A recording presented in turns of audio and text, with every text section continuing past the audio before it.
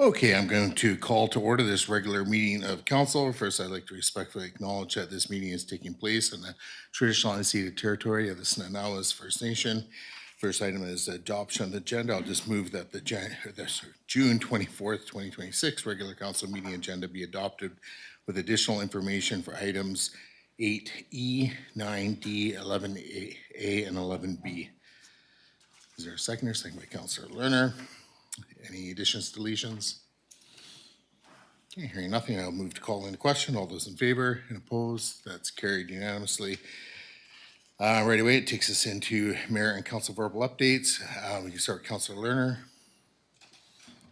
I just want to share that I attended the Federation of Canadian Municipalities. I zoomed into the last meeting from there, so thank you for that opportunity. Mayor Swain was there as well, and it was an opportunity to hear some of the best practices and latest information on funding. And one of the big ones was a seminar on what they called problem properties in Edmonton and how they were dealing with that as a task force. So just lots of useful information I hope to be able to bring to the table as time goes on. Thank you. Councillor Savage. Nothing for me, thank you. Councillor Jones. I just want to say that the fire department had their first annual golf tournament, and it was a huge success. It was well intended. It was a lot of fun. There were amazing prizes and just really good energy throughout. So looking forward to doing it again next year, along with Councillor Savage, I hope. Councillor Mundell. I just wanted just to remind, and I'm sure everybody's seen by now the stage 4 water restrictions that we're at, and I just can't really sort of stress how important it is for us to be very mindful of our water usage. I'm on a well, and I'm very nervous about the capacity and capability to keep my family with water through the summer. So just again, wanting the community to be very careful and mindful, and please adhere to that stage 4 water restrictions. Great, thank you for that. For myself, I'll kind of keep it brief. Yes, I was at FCM with Councillor Lerner. Excellent conference, probably one of the best ones I've attended thus far. Again, lots of really useful information, and the venue was great, and so on. And yeah, so there's lots of really good takeaways. Got to attend a George Cuff session, which was excellent, focusing on local governance and so forth. So I hope to bring forward a bit of a briefing on that. Just haven't got through my transcription of that at this point, but I'll be probably coming forward. The golf tournament was excellent, well attended. I had a really good time there myself. My little golf party, and it was, I think everybody thoroughly enjoyed themselves. And I don't know what the grand total is for the fire department, but I think they raised a significant amount of money. And last year, they raised enough money to buy a defibrillator unit for Seaview Elementary, and so this year, maybe they'll be able to buy several, because I think they made a lot of money with their tournament. And lastly, through the council, we probably will be having a invited delegation from the RDN for the Drinking Water Watershed Protection Program. So highlighting, and I think Councillor Mundell already highlighted, we're at stage 4, but this will give a really good overview of kind of what the overall water status is in our region. It's not good, but the delegation can come in and present information. And again, conservation is very critical, and especially in these summer months, because everybody's getting hit with the same terrible 4 months where we don't have a lot of recharge happening in our aquifers. And but again, you'll hear more about that in 2 to 4 weeks' time. Other than that, that's my updates for this evening. And probably the last one is just through the council. We're going to be trying to have a hard stop to the meeting at 8 o'clock because we have a rather large in-camera agenda to get to. And I know we have a rather large agenda. So we'll try and do our best to get through everything we have here this evening. First, our next item is the consent agenda. So we have, I'll just make the motion, or sorry, does anybody want the items removed from the consent agenda? We got 6 items there. Okay, hearing nothing, I'll just move that the consent agenda items be accepted. Is there a seconder, second by Councillor Jones. I'll call the question. All those in favor, opposed, that's carried unanimously. Takes us on to public input. So persons recognized by the chair to speak must first state their name and address for the record, may speak for up to 2 minutes unless council resolves otherwise, and are limited to providing comment regarding items listed on this evening's agenda. Comments must be directed to the chair and not to be directed to individual council members, staff, or the audience, and must not include personnel issues. So we already have one person at the podium. So just, you know what to do, press the button, make it go red, and you'll have 2 minutes. My name is Joan McMillan. I'm at 7016 Peterson Road. I brought this up quite some time ago about the addresses and whatnot of people that are writing in are redacted, and yet I have to give mine over video. So I'd like to see some conformity. Okay, additional speakers? Do we have any remotely registered this evening through staff? No, okay. Going once, twice? All right, moving on. So we're on to item 8A in our agenda. So we have the 2025 Sophie report. There's a motion there, so I'll just get the motion on the floor that council approves the 2025 Sophie report as attached to the June 24th, 2026 agenda, seconded by Councillor Lerner. I don't really have much to add. Excellent report as always, and very well written, and gives a financial snapshot of the municipality and so forth. Through to the seconder, if you wish. Councillor Lerner, seconder? No, nothing. Rest of the council. Okay, hearing or seeing nothing. I'll call the question. All those in favor and opposed, that's carried unanimously. I'll get the next motion. That council approves the 2025 annual municipal report as attached to the June 24th, 2026 agenda. Is there a seconder to that? Second by Councillor Lerner. Again, another great report. Thank you through to staff. Nothing to add or debate on this through to the seconder, through the rest of the council. Nothing. Okay, we'll move. Oh, Councillor Savage. Okay. You're reaching. Okay, so I'll call the question. All those in favor and opposed, that's carried unanimously. That takes us on to item 8B. So we have the application for zoning bylaw amendment for 7660 Clark Drive. So through to staff. Is there anything to, I think you have a presentation to introduce this with?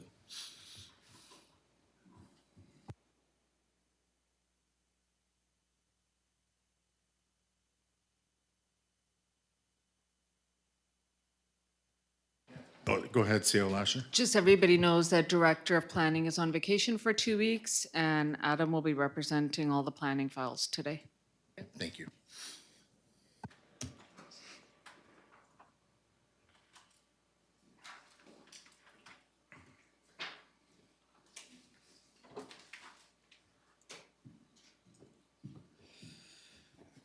Good evening, Mayor and Council. I am here to present the zoning bylaw amendment for 766 Clark Drive. A little bit of background information. So the applicant has applied for a zoning bylaw amendment for 7660 Clark Drive to rezone from the Community Service Zone to the Community Service 2 Zone to permit a student boarding house use secondary to the existing school use. Here is the location map of 7660 Clark Drive, just off Ald's Road, about 200 meters down the road. You will find this property on the right side. Here is a site plan that shows where the proposed boarding house goes. Here is a concept drawing. And our recommendation of that District of Lantzville zoning bylaw number 180-2020 amendment 7660 Clark Drive, bylaw number 433-2026 be given first reading. That District of Lantzville zoning bylaw number 180-2020 amendment 760 Clark Drive, bylaw number 433-2026 be given second reading. And that District of Lantzville zoning bylaw number 180-2020 amendment 7660 Clark Drive, bylaw number 433-2026 be given third reading. I will also just let you guys know that the applicants are here for questions, and I will pass this along to Dave Patey for another presentation regarding this application. Okay, thank you for that. So at this point, what we'll do is we'll get first reading on the floor, and then if there's questions following. To order. Yes, yeah. I'm going to declare or recuse myself from the discussion and the vote, as my children attend this school and I don't want there to be any perceived bias. Okay, thank you for that. Don't hang up or terminate, or I think we can put you in the waiting room.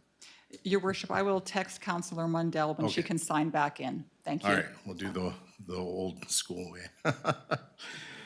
Okay, so I'm just gonna get the first reading on the floor, and then to introduce the bylaw, and then we can get into discussion and questions. So that the District of Lantzville zoning bylaw number 180/2020 amendment for 7660 Clark Drive bylaw number 433/2026 be given first reading. Is there a seconder to that? Second by Councillor Lerner.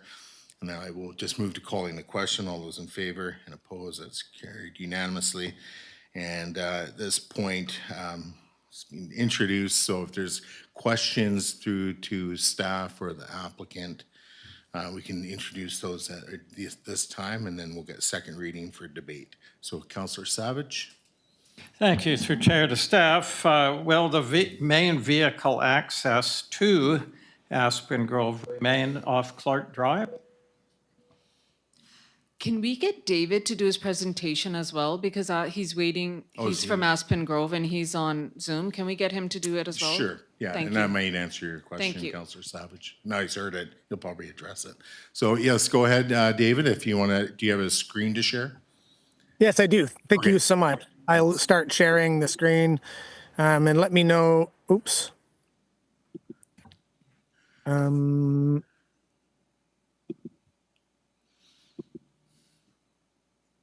Let me know if you see my screen. Yeah, are you able to do the presentation mode?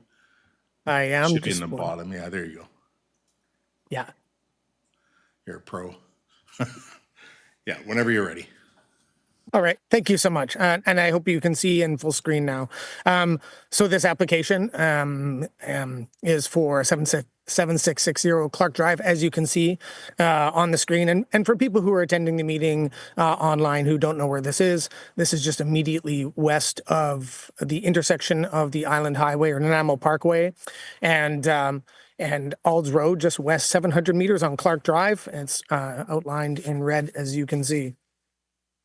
So the school, just a quick little background, and I will add that the school administrators, Catalin Albu and Gary Kern, are here to talk about or answer any questions about strategic growth initiatives or the school's legacy or where we go from here and any historical context you might like to know about. So the school began So operations in 2000. David, sorry, I'm just gonna interrupt you just for a second. We're getting some weird feedback, and I don't know if it's your speakers getting picked up in your mic or something, or is it internal here? Mr. Patey, do you happen to have a live stream running or any conflicting items operating at your end? Because it started when you started to speak. I don't think I do. Yeah, no, this is the only program I have running right now. Okay, thank you. Okay, well, let's keep going. Sorry about that. That's okay. So the school's vision since its inception focuses on hosting students, and those are both domestic and international students on site. And ideally, they would like to meet those needs in a purpose-built facility like we have proposed through this rezoning application. As you can see in the image to the right, there is a lot of underutilized area within the site, there are some site constraints, such as kind of site topography, that really kind of limit where buildings can go, but the overall site programming of the site you'll see, is a very cohesive design as I move into the next slides. The community service zone is an institutional-based zone. This zone is quite appropriate for allowing administrative uses such as schools and public uses, and in our particular case, a private school institution. So the next slide you can see here on the left-hand side includes contours throughout the site, so you get an idea about the sort of undulating topography of the site. And the entranceway, to answer the earlier speaker's question, is going to remain off of Clark Drive as it is today. There's no changes proposed as part of that. In the right-hand side of the image, you can see the location of the proposed facility pushed right against the adjacent east property line. It's sandwiched close to the existing middle school building, or both of those buildings, and takes advantage of a flat spot on the site, which was appropriate for a building of this size. Here we can see some images of the building.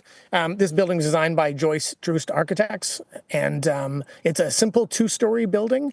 And if you think about the last site that we just saw, and I can go back to it for a quick second, the entranceway to the building is located on the north end of this building on the right-hand side. So this entrance feature you can see here with the vertical wood features is located on that north end.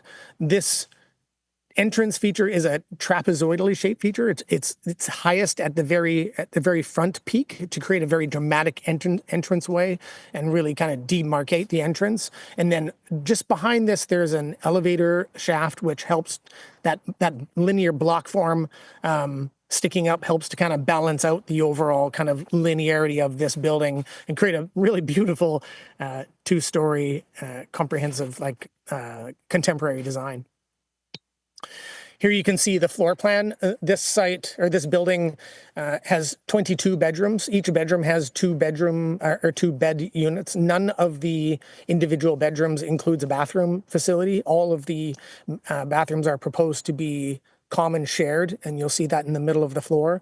Included also on each of the floors is a 3-bedroom family unit for attending families. And in both floors of the building, there's hangout space, laundry space, quiet rooms, and storage, and also kitchen space to accommodate visiting students on site. So this slide speaks a little bit to our parking program. If council has had the opportunity to review the rationale statement that we provided in support of this application, you'll know that we are proposing a parking program specific to this school.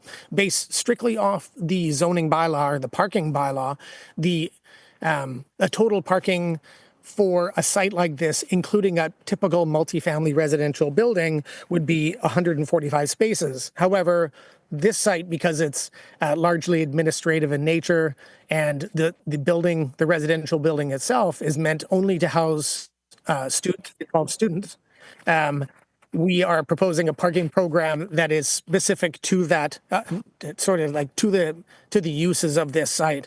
And so in support of that, we just wanted to demonstrate that the school is very close within walking distance to Woodgrove Mall. It's serviced by frequent bus transit, and I've shown the bus stop located just south of that site. And then the site itself is designed so that it has sort of maximum walkability and pathways throughout the site. We looked at a number of other private schools in BC, but most notably on Vancouver Island, we looked at Queen Margaret's and Shawnigan School, and in particular Shawnigan School. If you look at it in Google or in Google Earth and you zoom in and you have a look at the site, it is a lot like this, a much bigger site, of course. It has 1,200 students, but all of the residential buildings don't have any parking whatsoever. None of the private schools on Vancouver Island and most of the rural private schools in BC don't provide parking for students. That site, as well as this site, focuses on walkability and active transportation and creating a really beautiful, cohesive site based on people and students and not based on parking lots. So that was a real focus of the overall site design. And just following up, this application is supported by a number of OCP policies. But really the most salient policy of them is providing housing choices to broaden the range of housing options to allow people to age in place, to grow in place from all ages in the spectrum at different stages of life. And this school and this proposed facility provides a really great opportunity to uphold that policy. And we feel that this proposal and this proposed development fits squarely within the OCP and the objectives of the community service zone. And lastly, questions. And of course, I'll mention that Catalin and Gary are both here in the audience, and they can also answer any questions that you might have about the site. Great, thank you for your presentation. I don't know what's going on your end, but it's very bitchy. But nonetheless, through to council, questions for, okay, go ahead, Councillor Lerner. A question through to, I think it would be staff, but just the agenda proposed report with the motions indicates that it was signed off by the fire department. And I know the fire department isn't here tonight, so I just want to know, has the fire department cleared any concerns regarding access on this site and where the location of the housing? The fire department had no concerns. Thank you. Okay, Councillor Savage and then Councillor Jones. Thank you. Through chair to staff, there's a narrow district right-of-way off Alger Road bordering Aspen Grove. What is the district policy if Aspen Grove wanted to use this as a second access road? Is there a process which governs properties wanting to develop and use a district right-of-way? Or what would be the process there?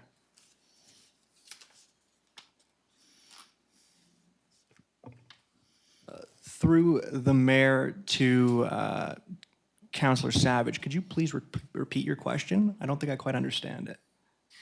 Yeah, I'm just wondering what the process is if any property has a district right-of-way, it's an undeveloped right-of-way, bordering it, what is the process for them to go through? Is it just an automatic approval, or does it come to council, or just what? Through the mayor to Councillor Savage, I believe with the district right-of-way, it would go through your normal approval process to our engineer, and it would be in-house. I believe that it still would have to go to council, and we would have to make or we would have to bring a bylaw forward to council, and I do not believe it would just be approved in-house. Yeah, thank you. Councillor Jones. Yes, congratulations on all the work you've done to expand the education at Aspen Grove. It's excellent. My question has to do with how this ties into long-term planning, and that I imagine there's longer-term planning, and I'm just curious if you can speak to that a little bit so that we can better understand not just the impact to this building going up, but the impact to Lantzville and surrounding community for your future planning. Thank you. Through the chair, thank you for that question. I actually think either Gary or Catalin would be appropriate to answer that question. Thank you, Councillor. Gary Kern, I'm the head of school at Aspen Grove. Our long-term planning, we have been working with Joyce to do some master planning for the future of our school. You might be familiar with other independent schools across British Columbia and Vancouver Island. We want to plan for the long term. We want our school to be here and for our community.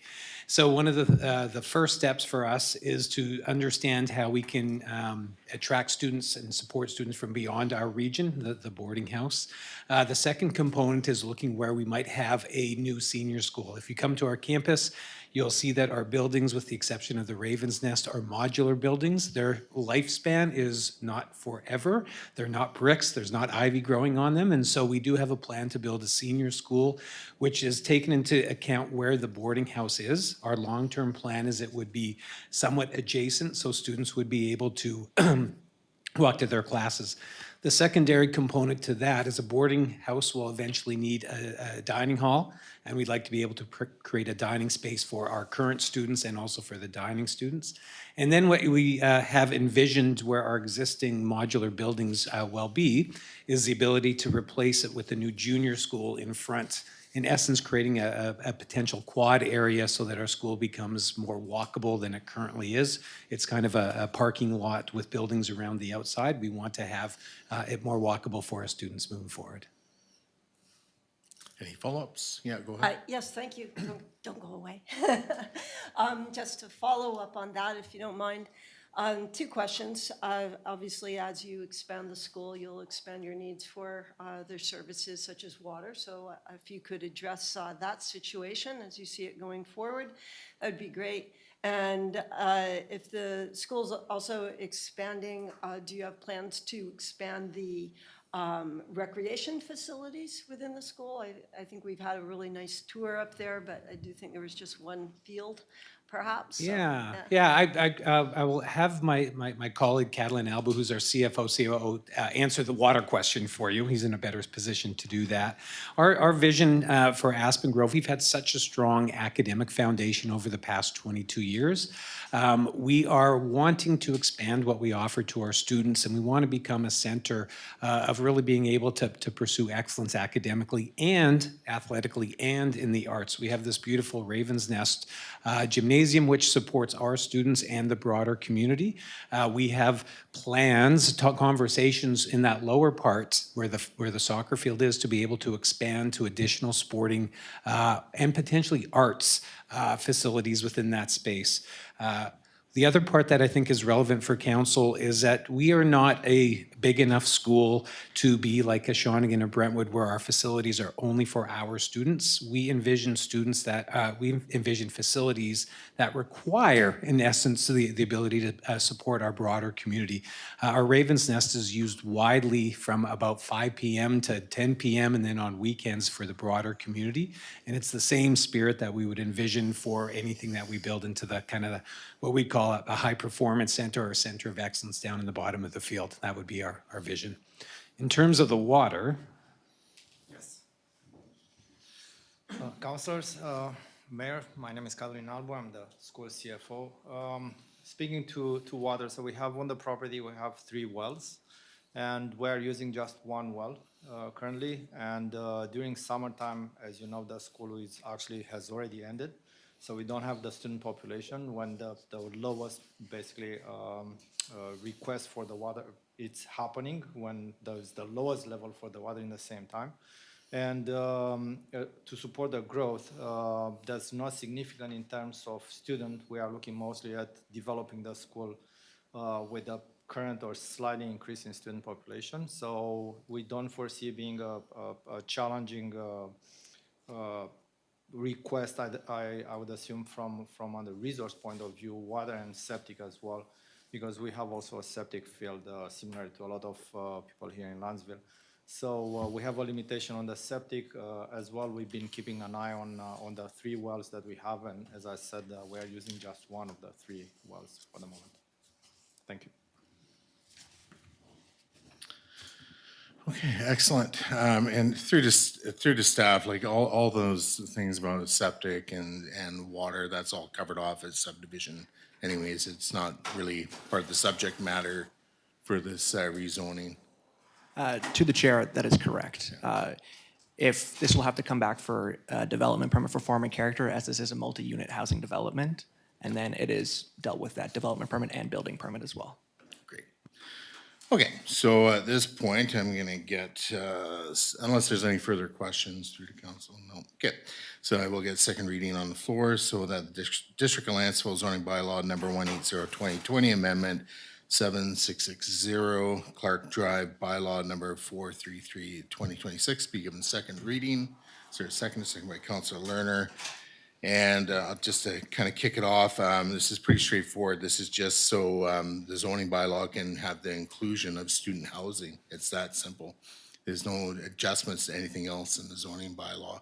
It's just the inclusion of, with the private school, having the inclusion of housing. So it's pretty simple.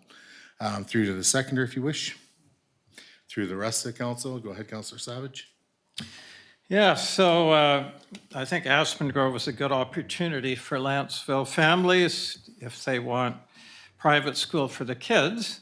And with respect to international students, when I went to private school, I shared a room with students from Guatemala, El Salvador, Arizona, other parts of BC, and some are lifelong friends, so it's a good way to broaden your horizons. And in fact, tomorrow morning at 4:30 in the morning, I'm catching a ferry to go up to Kelowna for a school reunion. So lifelong friends, as I say. So that's good. And the only problem that I have with all this is when I went to Shawnigan Lake School, we had 10 kids per room. And we had to use an outhouse, so I don't think this is fair. These spoiled kids, 2 per room, and they get indoor plumbing, so nothing I can do about it. Thanks. Okay, I'm gonna move to call in question then. All those in favor, opposed, that's carried unanimously, and I'll get the third reading on the floor. So the District of Lantzville zoning bylaw number 180/2020, amendment for 7660 Clark Drive, bylaw number 433/2026, be given third reading. Is there a seconder? Second by Councillor Lerner. Nothing further from myself through the rest of the council. Okay, I will move to call in question. All those in favor and opposed, that's carried unanimously. Okay, so that takes us on to item 8C. Your worship, sorry, I'll just get Councillor Mundell yeah, back in just that's 1 right. second. We're on a timeline tonight. I'm hurrying. There we go. She is.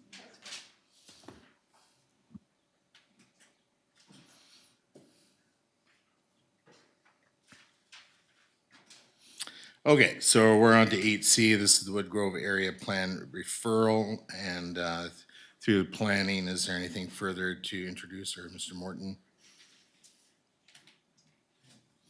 Nothing? Okay. No comment. All right, thank you.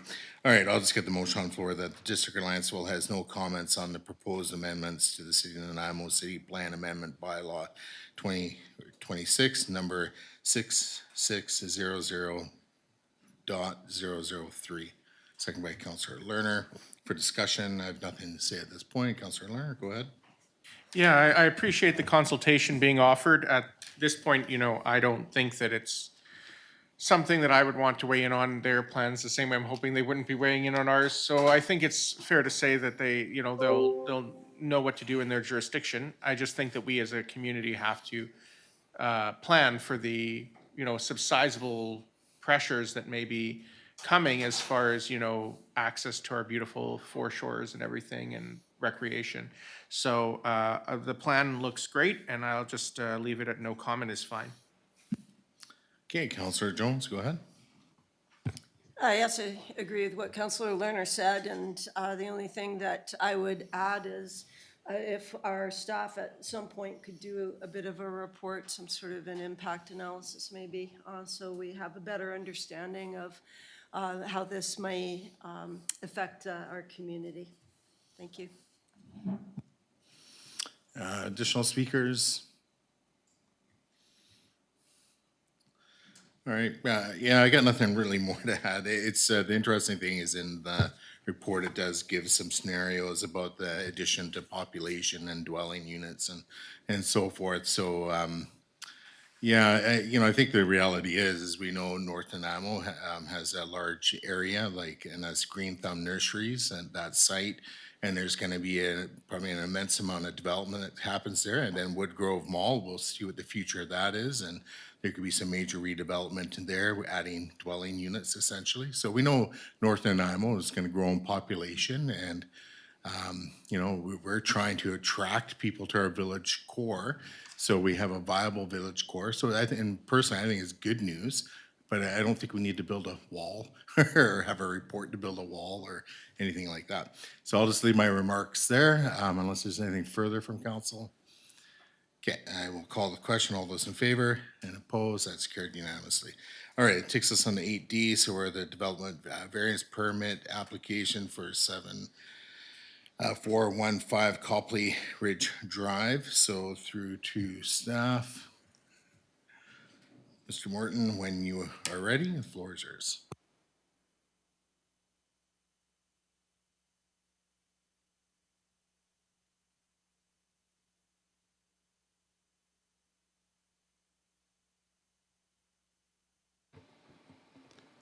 Thank you, Chair and Council. So this application is development variance permit for 7415 Copley Ridge Drive. A little bit of background, the applicant has applied for a development variance permit to vary the following section of District of Lantzville zoning bylaw number 180, 2020, and section 2.51 by increasing retaining wall height from 1.2 meters to 3.1 meters for the construction of 2 retaining walls. Here's a location map. Copley Ridge Drive is off of Harwood Drive up in the foothills. Here's the site plan. At the top of the site plan, you can see the 2 retaining walls placed. Here are a couple concept drawings. On the right side, you can see the retaining walls. And our recommendation that development variance permit number DP, should be DVP 2602 for 7415 Copley Ridge Drive be issued. Okay, thank you for that. And then questions, Councillor Learn, if you wish. Yeah, go ahead, and then Councillor Jones. Yeah, just, thank you. I see in the staff report, it says, under the existing bylaw provisions, the required grade transition would likely necessitate a series of smaller retaining walls stepping up the slope. While possible, this approach will result in a greater overall extent of visible retaining wall surface. So I just want to understand, under the existing bylaw, the applicant could do, let's say, 5 retaining walls that are 1.2 meters high and set back each one, but this would allow them to do it in 2 walls. Is that what I'm understanding, 2 walls? That is. I also want to mention that the applicant is here today and they do have a presentation as well, which outlines some more details regarding their application. It is just giving me some technical difficulties at the moment. No, that's great, thank you. So if I may have a follow-up then? Yeah, go ahead. So the follow-up, if I understand furthermore in the report, the main difference is 1, less retaining wall will be visible to the public if it's done this way, and 2, it's, how do I describe it? I forget the wording used, but it's safer. There's less slope, chance of slope degradation, is that correct? Through the chair to Councilor Lerner, that is correct, yes. The 2 main points in the report were that there would be less visible retaining wall and less concrete as well. I see. So I will, sorry, thanks. Thank you. Okay, Councillor Jones. Yes, thank you, through the chair to our planner. So the current regulations for the retaining walls of, I guess it's 1.5 meter vertical wall, and then is it 1.5 meter in before you go up again? Am I correct? Through the mayor to Councilor Jones, it's 1.2 up and 1.2 across. Thank you. Yeah. So I assume those specifications have something to do with the retaining wall structurally being sound enough to do its job as a retaining wall that is necessary to have those dimensions. So how has it been established that this design for a retaining wall can actually perform the function that it needs to do? Through the chair to Councilor Jones, I think this is a question best answered by the applicant. I am not an engineer, but we do require basically, with the professional reliance model, we will require an engineer's sign off at building permit stage. But I do believe that your question is best answered by the applicant. Okay, so let's, we'll get the applicant up and just, again, just state your name and then the floor is yours when you're ready. Good evening, Mayor and Councilors. I'm Steve Baldwin, and with my wife, Tara, we own this property. I have an extensive construction background, last 30 years, building retaining walls, big concrete structures. This is our house that we're building for ourselves, and so I'm looking at this as the best approach for the given slope conditions. Erosion, sediment control, vegetation. So typically, when we have a scenario where you're 4 foot up, 4 foot back, 4 foot up, a lot of that stemmed from a not engineered required policy. All of the walls and structures that we work on are engineered, so I've actually engaged Luke Marquis from Tetra Tech as our geotech. He's well aware of the conditions of that property. And the idea behind doing these 2 walls instead of 5 walls is that we end up with a much more visually pleasing approach up Copley Ridge Drive. So you're not looking at this massive hardscape. We really want to kind of make this property blend back in and sort of accent the natural setting that is present there. And I feel it would be best served for the neighbors and for ourselves as well every time we go up to see it. So as engineering, there's zero issue.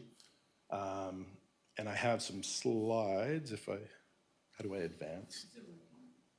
Oh, there we go, okay.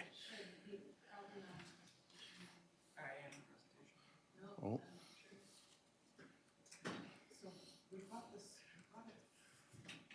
Even if I could just show the contrast between doing 5 4-foot walls which you end up with this massive 20-foot wall. When we do the two 10-foot walls, we'll actually be burying the bottom 3 feet of the wall. So our exposed face of wall is 35% less than doing it the other way. So I'm trying to really reduce that. It also gives us a planting platform that is going to be approximately 7 to 8 feet deep versus 4 feet, which a foot of that would be taken up with drainage material, and you can't really get any sizable planting going on. And this way we can do proper canopy planting. We can have undergrowth, overgrowth. We can have low water consumption planting on that bench and really kind of screen out that retaining wall. So even without any planting, we're 35% less. By the time we plant it out, it's probably, again, very small amount of wall visible. If I may, if council can just turn to page 219, that shows exactly what you're talking about right now. Yeah, and then on So it's 219. if maybe anybody's the interested. last page or is actually a rendering that we made up showing Yeah, it's the the second two-wall page. approach.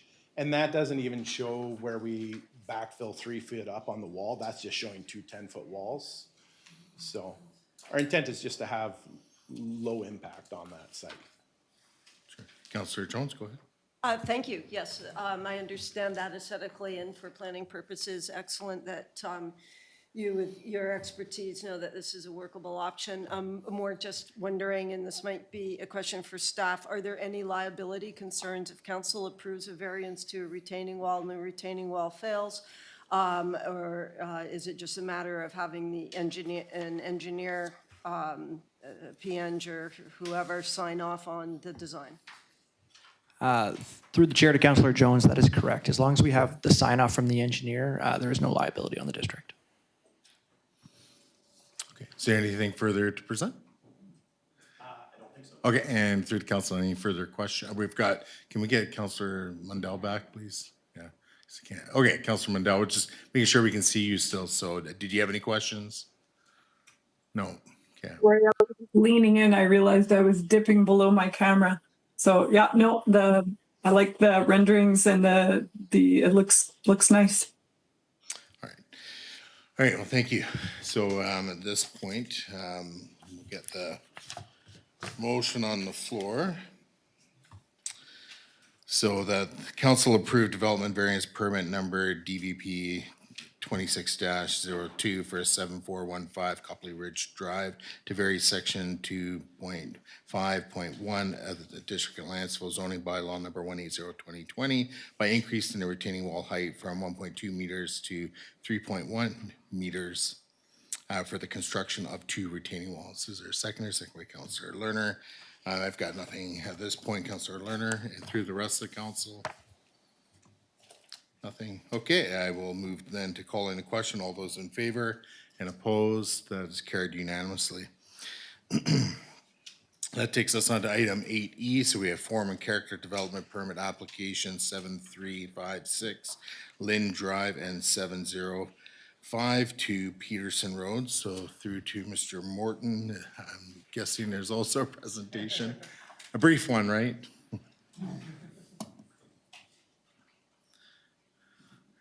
Yeah, you're free to go. It's all good.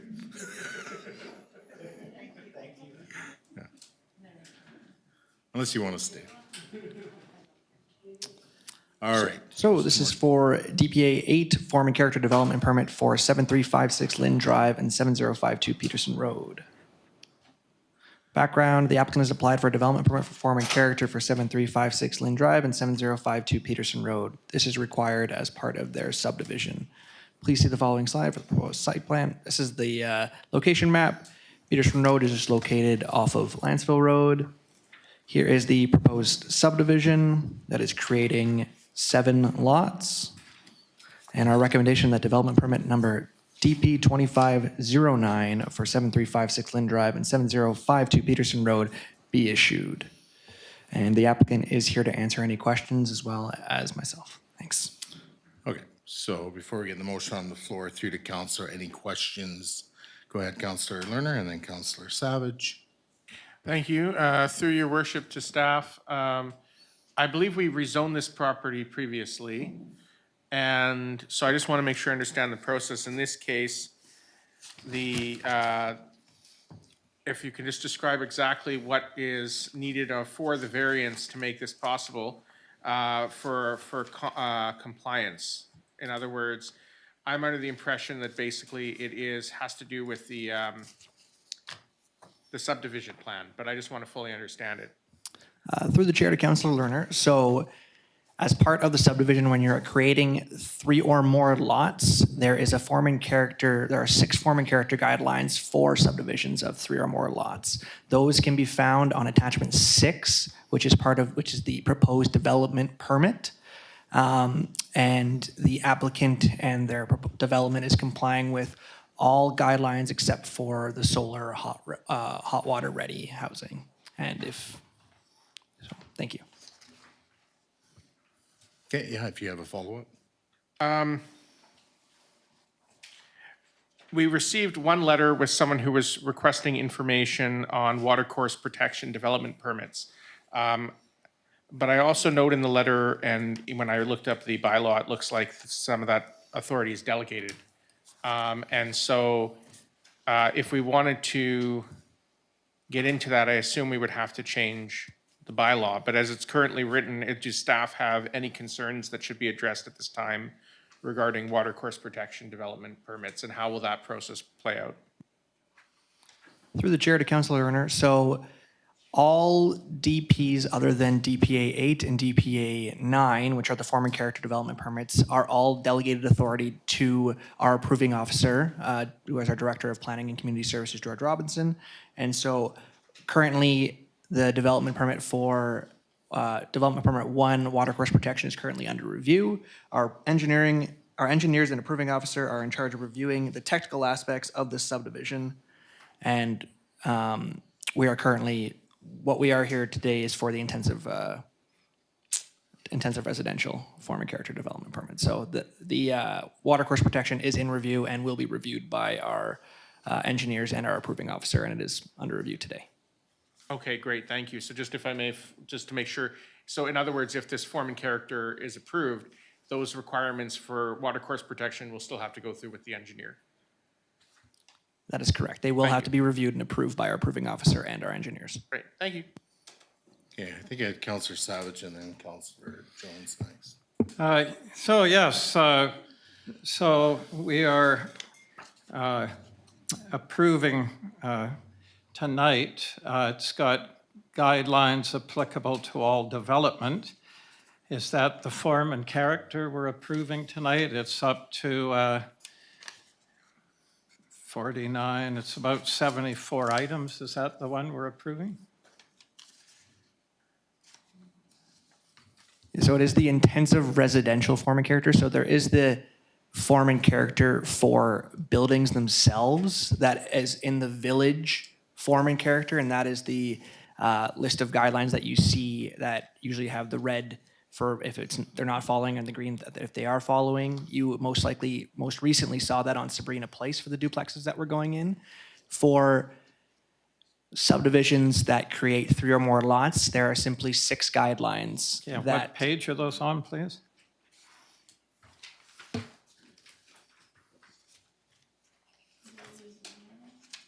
That's right here. 1 second. I'm almost there. That's going to be. And thank you for answering these. I'm just a little puzzled as what we're approving, that's all. So page 250 and 251. Okay. All right, I'll go through those. And so with the subdivision, there will be 1 house on each of the Lynn Drive lots, is that correct? Through the chair to Councillor Savage, I will pass this off to the applicant. Okay.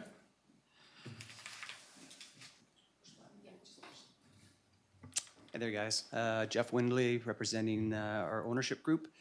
So yes, we agreed way back when the subdivision was approved that we would be doing single-family houses, no duplexes, single-family with either a suite or carriage is the extent of it on the single-family ones, and then there's the 2 estate lots, which are following the guidelines, either on the larger one, I think we can do 2 houses, or a house and a carriage, and then a house and a carriage on the other one. So we will be following those guidelines, no 4plexes, 3plexes, or duplexes. Yeah. Yeah, great. Okay, that settles that then. Now, that's terrific. And have you run into any obstacles with the water courses? Or is it pretty straightforward, just normal setbacks and so on? Well, there was reports and studies that were done early on. Steve Toth was our environmentalist who dealt with the high water mark that, which delineated your guys's, or our park dedication. And then there is the 15 and 30 meter setbacks that have been set around that, which we are working with on the 2 lots. So it's only the 2 estate lots that are affected by the water course. Yeah. Okay, that's terrific. I was just curious because it was such a wet property as well, you know, so I'm glad it's all been resolved. That's terrific. Yep, and we, obviously through the DP that we'll be doing for the water course, we'll be working within the limits and what we're allowed to do. Yeah. And are you going to have a canoe with one of the houses for the wetlands there? Possibly. I might take one, and my buddy might take one, so yeah, maybe we have a canoe. Gotcha. All right, well, that's terrific. Thanks very much. Okay, Councillor Jones? Yes, first I want to thank you for the nice development plans that fit in well with the neighborhood. And just clarification, since it's come up a little bit on the water courses, I do have the Toth report in front of me, really interesting, from 2024 there. He has a nice diagram showing the wetland, I'm sure you're familiar with this one, and also showing the setback areas and where they need to be, 15 meters and whatnot, 30 meters. So this is what you're saying later on, this is what will be approved. Your plans are to respect these setbacks and DPAs? Am I hearing correctly? Yeah, our understanding is that through the building permit process, we'll be dealing with those things. My understanding is we'll have to have the DP beforehand before getting an issued BP for those 2 lots. So unless something changes with our game plan, but I don't think it will. Like 2 houses or 1 house, so. Thank you. Just trying to ensure that the riparian zone, because it has a greater protection on it beyond district bylaws. So I'm glad that will be respected. Thank you. Oh, sorry, excuse me, one other, there is a second water course coming out of the wetland, if I'm not mistaken, on the east side, the ditch that was dug at some unknown time in the past, perhaps around 2017, it goes down Huddlestone. It's also talked about in the Toth report.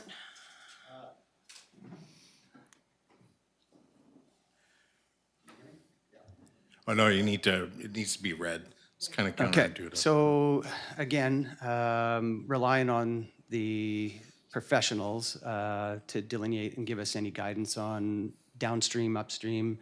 There's all sorts of things that come into play. As Adam said earlier, kind of prepared for our forming character, which only has the 1 variance request. So I will rely on our professionals and the engineering staff and planning staff to help us work through any issues that may arise, and we'll follow protocol with them. Thank you, fair enough. Okay, C.O. Lasher? Again, as Jeff said, this is not part of the scope of the form and characters to talk about the water course. It will be at a later date, but not really today. Yes, okay, I appreciate that. And this is the decision that's with the council this evening is for the form and characters. So unless there's anything further, I will be calling a question on that. Okay, all those in favor and opposed, that is carried unanimously. Oops.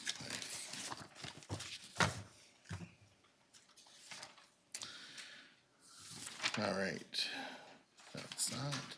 Okay, so moving on to 8F, so we have the District of Lantzville Water System Bylaw 2018 Amendment, Schedule C, Water Conservation Levels Bylaw 432-2026. Through the staff, is there an introduction to this evening, or? Yeah. Thank you, Your Worship. Through to council. So this report is in follow-up to the readings that we had proposed back on May 20th with the new Schedule C. And if council will recall, we were asked to come back at a later date with a modified version of Schedule C that met council's requirements. And so basically what we're back with today is what we hope will meet those requirements to get first, second, and third reading of the amended Schedule C. Okay, thank you for that. So I'll just get the first reading on the floor then. The District of Lantzville Water System Bylaw number 140, 2018 Amendment Schedule C Water Conservation Levels Bylaw 432, 2026 be given first reading, second by Councillor Lerner. We'll call the question. All those in favor, opposed, that's carried unanimously. And we'll get into second reading, that District of Lantzville Water System Bylaw number 140, 2018 Amendment Schedule C Water Conservation Levels Bylaw 432, 2026 be given second reading, seconded by, oh Jesus, Councillor Savage that time. And then for discussion, go ahead, Councillor Savage, if you wish. Yes, thank you. So through chair to staff, is the only change being made to bylaw number 140, Schedule C? Is that the only change? That's correct. Great, yeah, I've had a look at it,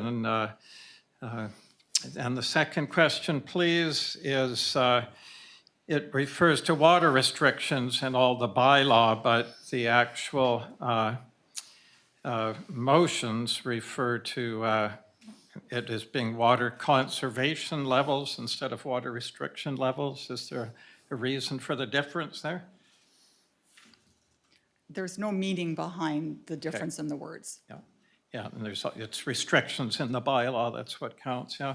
Great, well, I wanted to thank staff and Mr. Thurland for the work here. Really appreciate it, and it looks just good. I see we're at a level 4 now. It's a concern for many communities, this water shortage, so I appreciate you doing that. It looks real good now, thank you. Additional speakers, go ahead, Councillor Jones. Yes, so thank you for doing this. Just so people know, water restriction stage 3 was all voluntary in the, is all voluntary in the existing one, but what we have in front of us for stage 3 is to have some restrictions on frequency and watering times and watering days and washing of vehicles and boats and siding. So that's an improvement for sure. We're moving in the right direction. I know that I just would like the word to get out around Lantzville that watering restrictions in stage 4 means no watering of lawns. So hopefully we're not going to see that. And other than that, it's good. It is titled water restriction stages in the document we have. It just seems to be incorrect in the agenda, so I assume that doesn't matter at all, Schedule C. Thank you. Okay, additional comments, debate?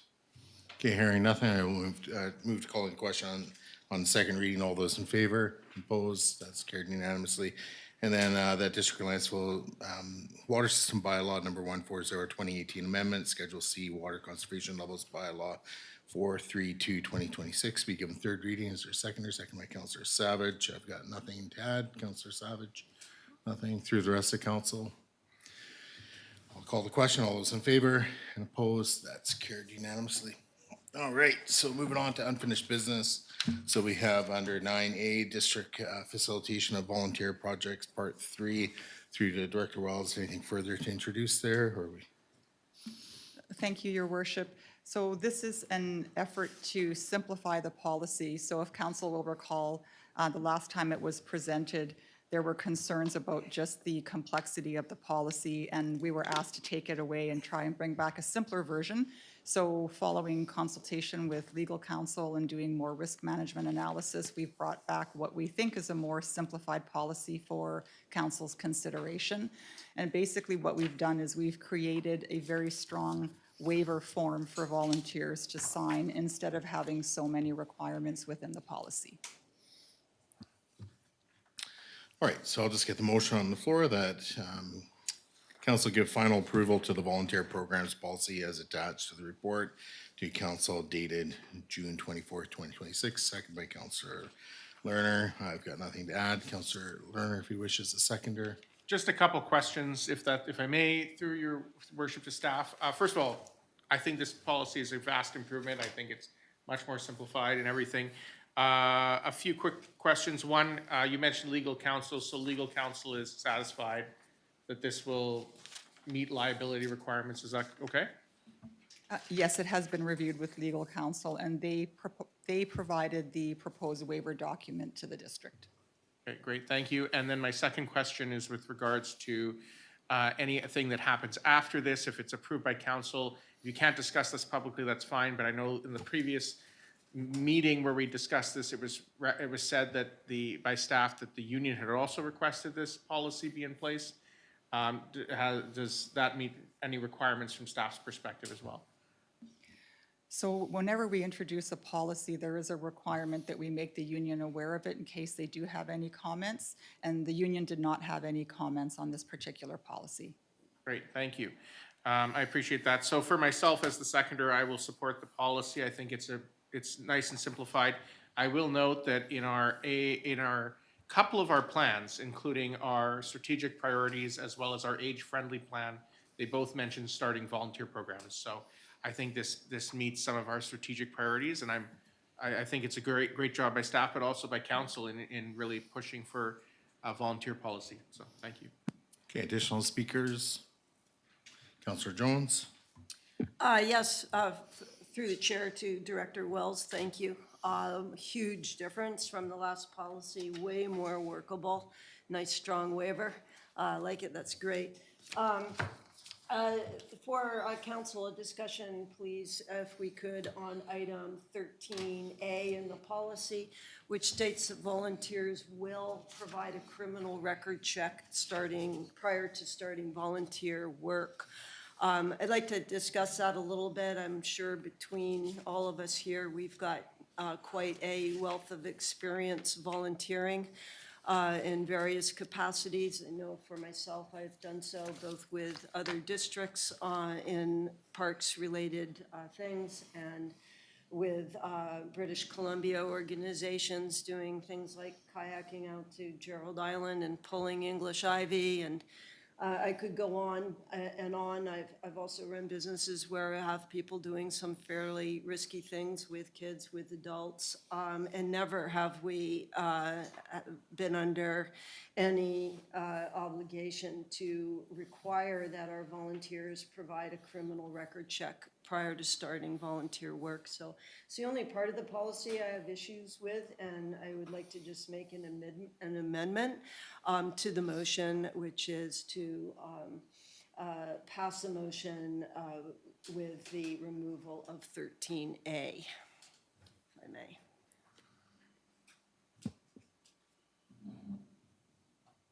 Is there a seconder?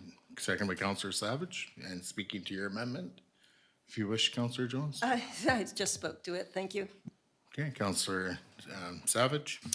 Yes, I would agree with that. That's the one I have highlighted as well, simply because, but first of all, let me ask through chair to staff, is this for every volunteer or for just particular volunteer work? The recommendation was that we should have it for every volunteer, and I'm just going to refer council to it's the top of page 2 of 3 of the report.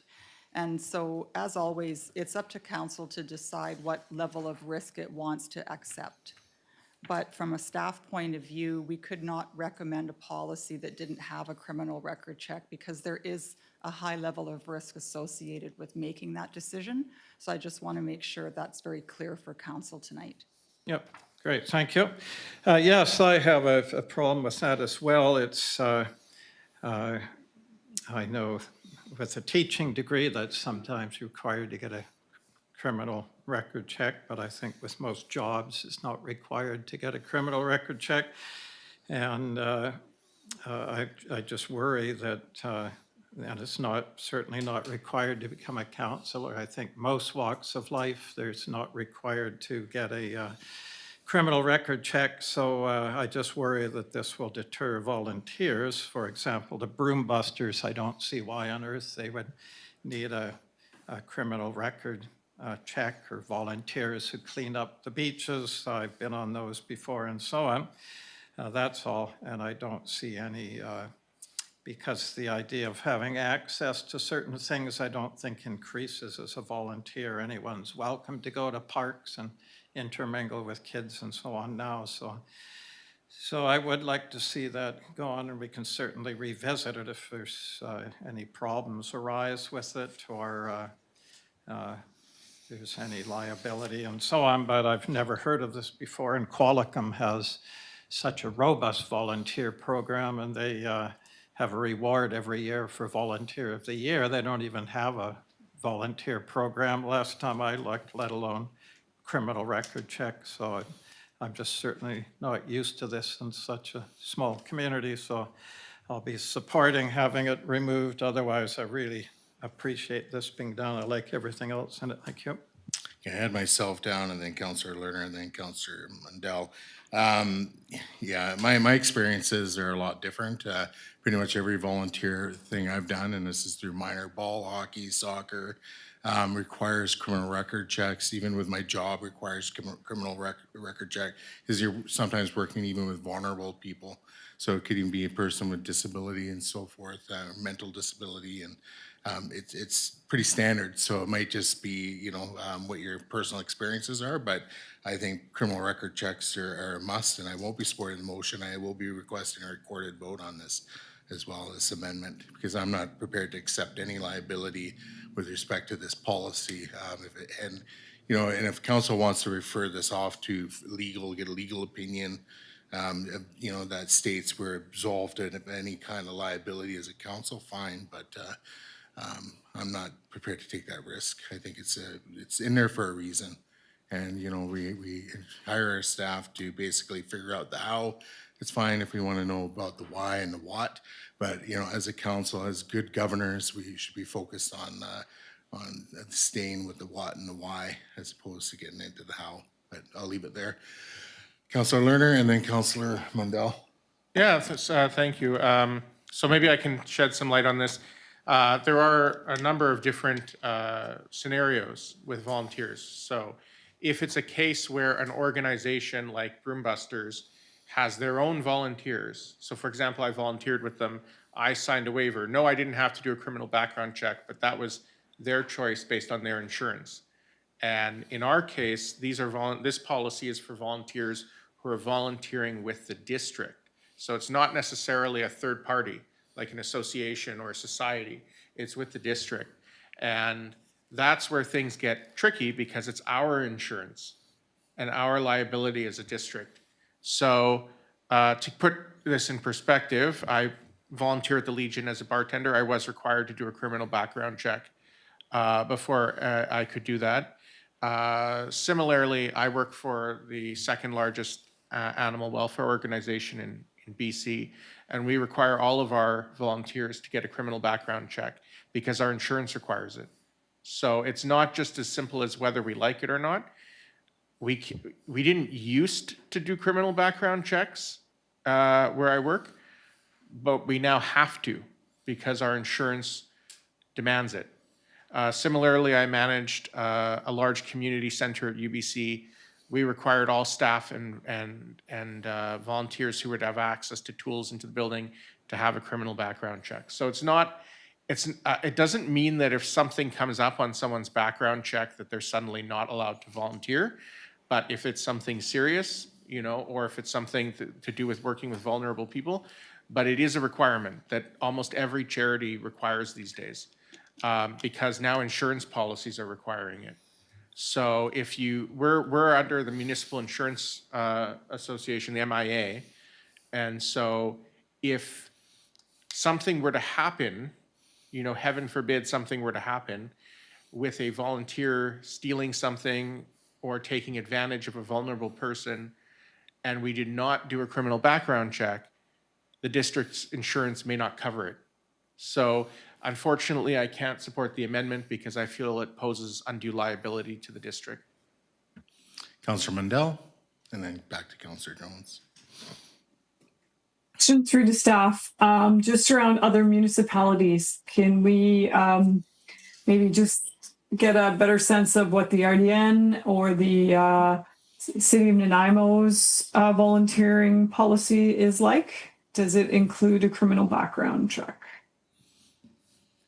Thank you, Councillor Mundell. Through your worship to council, I don't know the specifics of each of those organizations' volunteer policies, but what I do know is that it is very common amongst local governments to have criminal record checks for volunteer programs, and that was why our legal counsel recommended it to be part of our policy, is because it is a well-known accepted standard for volunteers these days. It's in a quick sort of Google search as we were chatting. I do see, I think, something around the RDN having that as a requirement. The other thing I wanted to know too, just is because I don't want this to be a deterrent. You know, I would hate for people to see that and go, oh, this is arduous and going to cost me some money to volunteer. You know, that might be seen as also another barrier. But when I also Googled that, and again, this is just very quickly, I'm looking this up, was that it didn't sound like there really was a cost provincially. I think it was free, and then or $0 for volunteers, and then Nanaimo RCMP, it says it comes up for $10 for nonprofit volunteers. So I'm not sure that that would be too much of a deterrent. Maybe just going through the process of having to get it done might, you know, turn people off versus, you know, being able to just show up with your gloves and shovels or whatever you're using and get to work. But I can see the risk side of things too. And I also have to complete criminal record checks on a regular basis.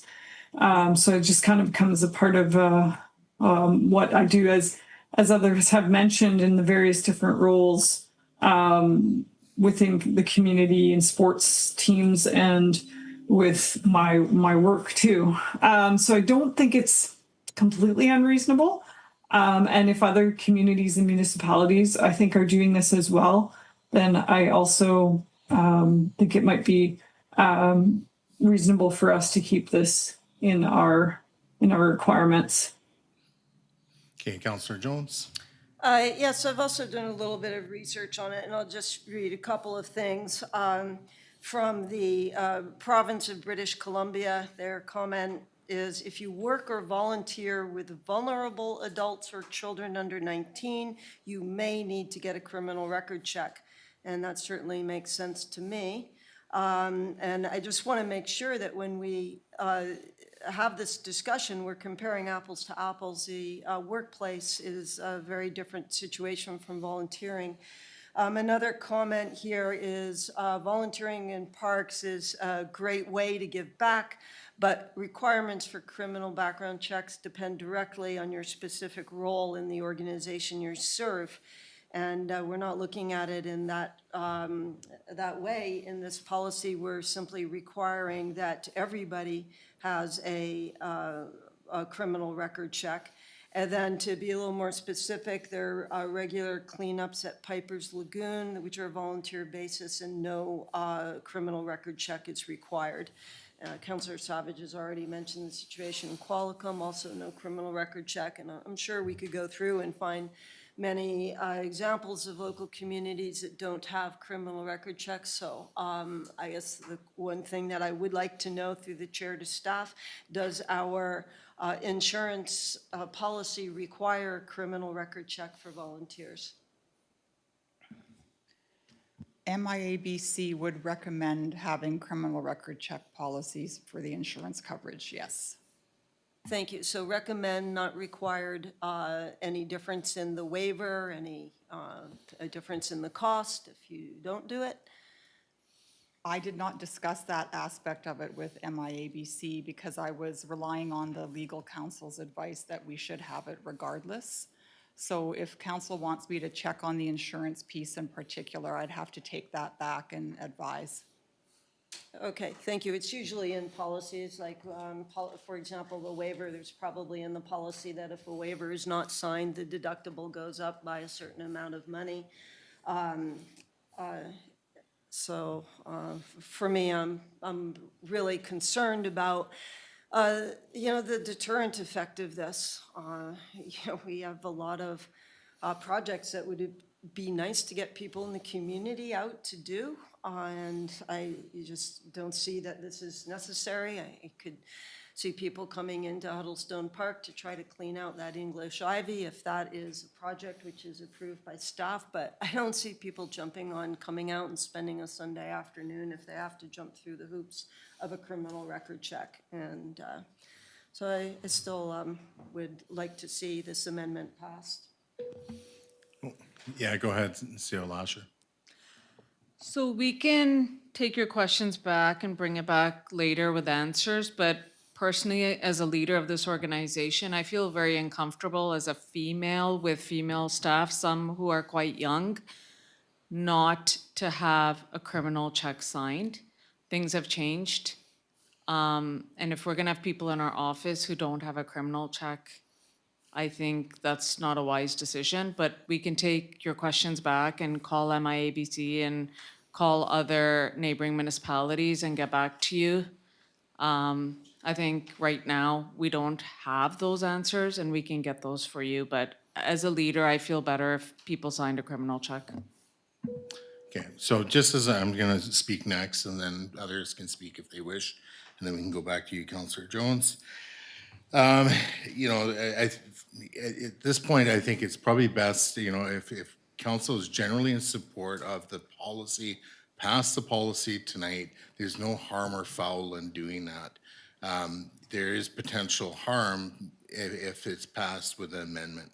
So the amendment can be researched properly, thoroughly, and then brought back for consideration at a later time. But doing it on the fly like this and doing quick Google searches on the fly and so on, I don't think is good governance. Like, you know, I could ask AI right now. It's not a good thing we should be doing. And you know, and I don't know what search engine Councillor Jones is using, but just even the way it was phrased there, it sounded like, you know, that's what AI would come up with. And Google AI. But anyways. Point of order. Yes, what's your point of order? Please don't make accusations towards me, which are I'm not making unfounded an and accusation. I don't ungrounded. know what Yeah. you're researching, so. Well, then Okay, don't comment point of on it. noted is, your point of order is noted, Councillor Jones. Okay, so again, I'd recommend we vote on the amendment, vote it down, and pass the policy as is. And then if there's additional amendments at a later date, then we deal with them at a later date. We do it on the fly right now, and you know, I know 2 members of council have already stated that they've done some research as in this meeting, which is you're allowed to do, but it's I don't know if that's good governance or good practice to be making changes based on that. You know, we should be debating each other, listening to each other. Okay, Councillor Jones, and then second time speakers. Go ahead, Councillor Lerner, and then we can go to Councillor Jones, and then I'm going to call the question. Thank you. Yeah, I'll be voting against the amendment, but we can change it in the future. My question through your worship to staff is with regards to it's come around the table a couple of times, the idea of a deterrent if it's for volunteers, if that's in there. My experience has been that background checks are usually free, and as long as the organization has signed up with the police to do those so would it be the intention, if the policy passes with the background check requirement, that there would be a cost borne by the individual, or would it be something that the district would engage in in the free programs that are offered by the police? The district would certainly look to keep the costs minimal for the volunteers. I understand that you don't want to put them to a lot of expense, and I do believe that the RCMP recognizes that as well. So we'd be more than happy to provide letters for potential volunteers to make sure that when they applied, they were charged the minimum amount that the RCMP charges for volunteers. Councillor Jones? No, I'm ready for that recorded vote on the amendment that you requested, Mayor Swain. Great. All right, I'm going to call the question. All those in favor of the amendment and opposed, Mayor Swain's opposed, Councillor Lerner's opposed, Councillor Mandel's opposed. The amendment fails. Back to the main motion. I'm going to call the question then. All those in favor and opposed, that is carried unanimously. All right, so moving on, so we have the memorial benches, 9B. We have the first one to deal with is the memorial bench placement at Sebastian Park, so this the Cook one. So I'll just get the motion on the floor that council approves the placement of the memorial bench at Sebastian Park dash Cook, and further that a fee of $2,500 be charged in line with the miscellaneous fees and charges. Excuse me, charges bylaw. Is there a seconder to this? Seconded by Councillor Lerner. And then for discussion, I think the staff reports spells it out. These have been kind of on the books for a while now, and we had a bit of a pause, and now we're dealing with them, and there will be a few. These are the few that we can deal with, and then the rest we'll have to figure out what we're going to be doing in the future. But I'll leave it there. Councillor Lerner, if you wish. Thank you. Yeah, so my thought is pretty much the same on all of these three requests. The previous council paused the program. There were three requests that came in to the district after the program was paused, and the residents were essentially told, submit your requests, and then when council decides to restart the program or change the program, your requests will be considered. So they submitted the requests as told to do so by staff of the day, which was a number of years ago. There was no fault of the applicants for that. And then in 2024, it was, I believe, November 20th, 2024, this council looked at whether or not we wanted to restart the parks bench program or the memorial bench program. It was determined at the time not to restart the program, but there was a motion, it was motion C25-202 that was passed unanimously. The motion was that council reaffirms the unanimously passed motion of November 20th, 2024 and C24-342, allowing outstanding memorial bench location requests to come forward on a case-by-case basis. And then it says, and further that the few outstanding memorial bench requests that were made before February 12th, 2025 be brought forward to council on a case-by-case basis for consideration of location approval. So in my mind, that we're just basically closing the loop on this. We've had these requests on the books for years. Unfortunately, the families are now in limbo kind of because the memorial bench program wasn't restarted, but their requests have been told they will be considered. So I'm glad and I thank council for considering them. In this case, we're talking about a Sebastian Park bench, which I think the park could gladly use another place to sit. And the other requests are similarly non-invasive and the fees fully cover the costs. I would recommend approving all three of these requests and then the program is closed, essentially. Those requests will have been processed and we can close the loop on that completely. And then council has passed a motion to do the memorial posts, which is something that I think is a great idea and that we as a council can look at in the future, rolling out that program. But these specific families have been in limbo for a long time. So thank you. Okay, additional speakers. Go ahead, Councillor Savage. Yes, my understanding of the November 20th motion was that it was just to deal with the outstanding applications at that point. There was references to that in the video. And this particular application was given after November 20th. So I think the best solution, to be fair for all, is to keep these in line, keep their place in line, these applications in the queue. And then when we come up with a new policy, then they'll be first in line to see where they are. I notice in our former policy, we had 2 benches at Sebastian Park and 2 on the end of Peterson Road, and there's already 2 on Peterson Road. So one of the reasons we stopped this program is the policy was just not being followed, where it showed 2 benches, 4 were put in, and so on and so forth. And it wasn't fair to everyone. It just seemed that it was being done on an ad hoc basis. So I'd prefer to review these, but I'll wait to hear what the others think. And Through chair to staff, perhaps you know, but is it just these three that are outstanding applications, no others? Through your worship to Councillor Savage, it is just these three that we are aware of. And I do believe that for 2 out of the 3 applications tonight, we do have someone from the audience that would like to speak to them as well. Yeah, okay. So that's, anyway, I'll wait to hear what others say, but I think it's important to have a policy, and these came in afterwards, and I certainly would not want to entertain more coming in. I think they're best dealt by a policy. Thank you. Okay, additional speakers, go ahead, Councillor Jones. Yes, thank you. I agree with Councillor Savage.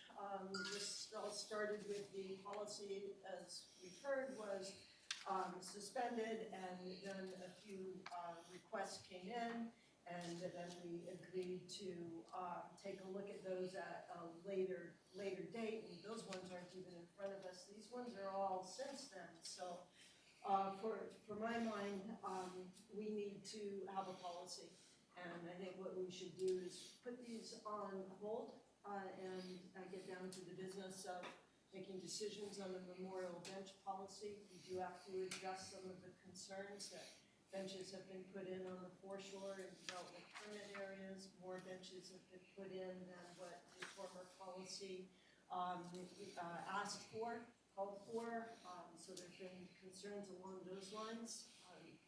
And we just need to take a look at this, or have our staff take a look and give a report on, the pros and the cons and the impacts. We do have a motion, which is, I believe, been passed for looking at memorial posts, which seems like an excellent solution. They're less expensive. There can be a nice area for them, and you're not claiming space, which is public space, with a bench. There can be some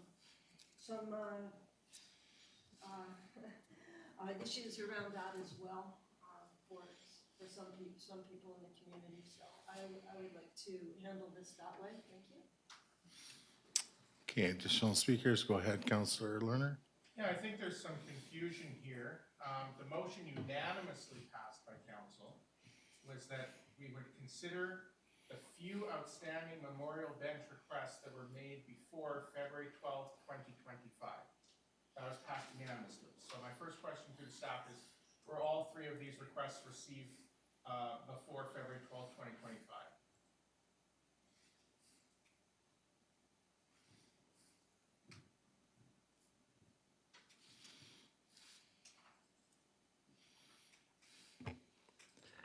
2025? Through your worship to Councillor Lerner, yes.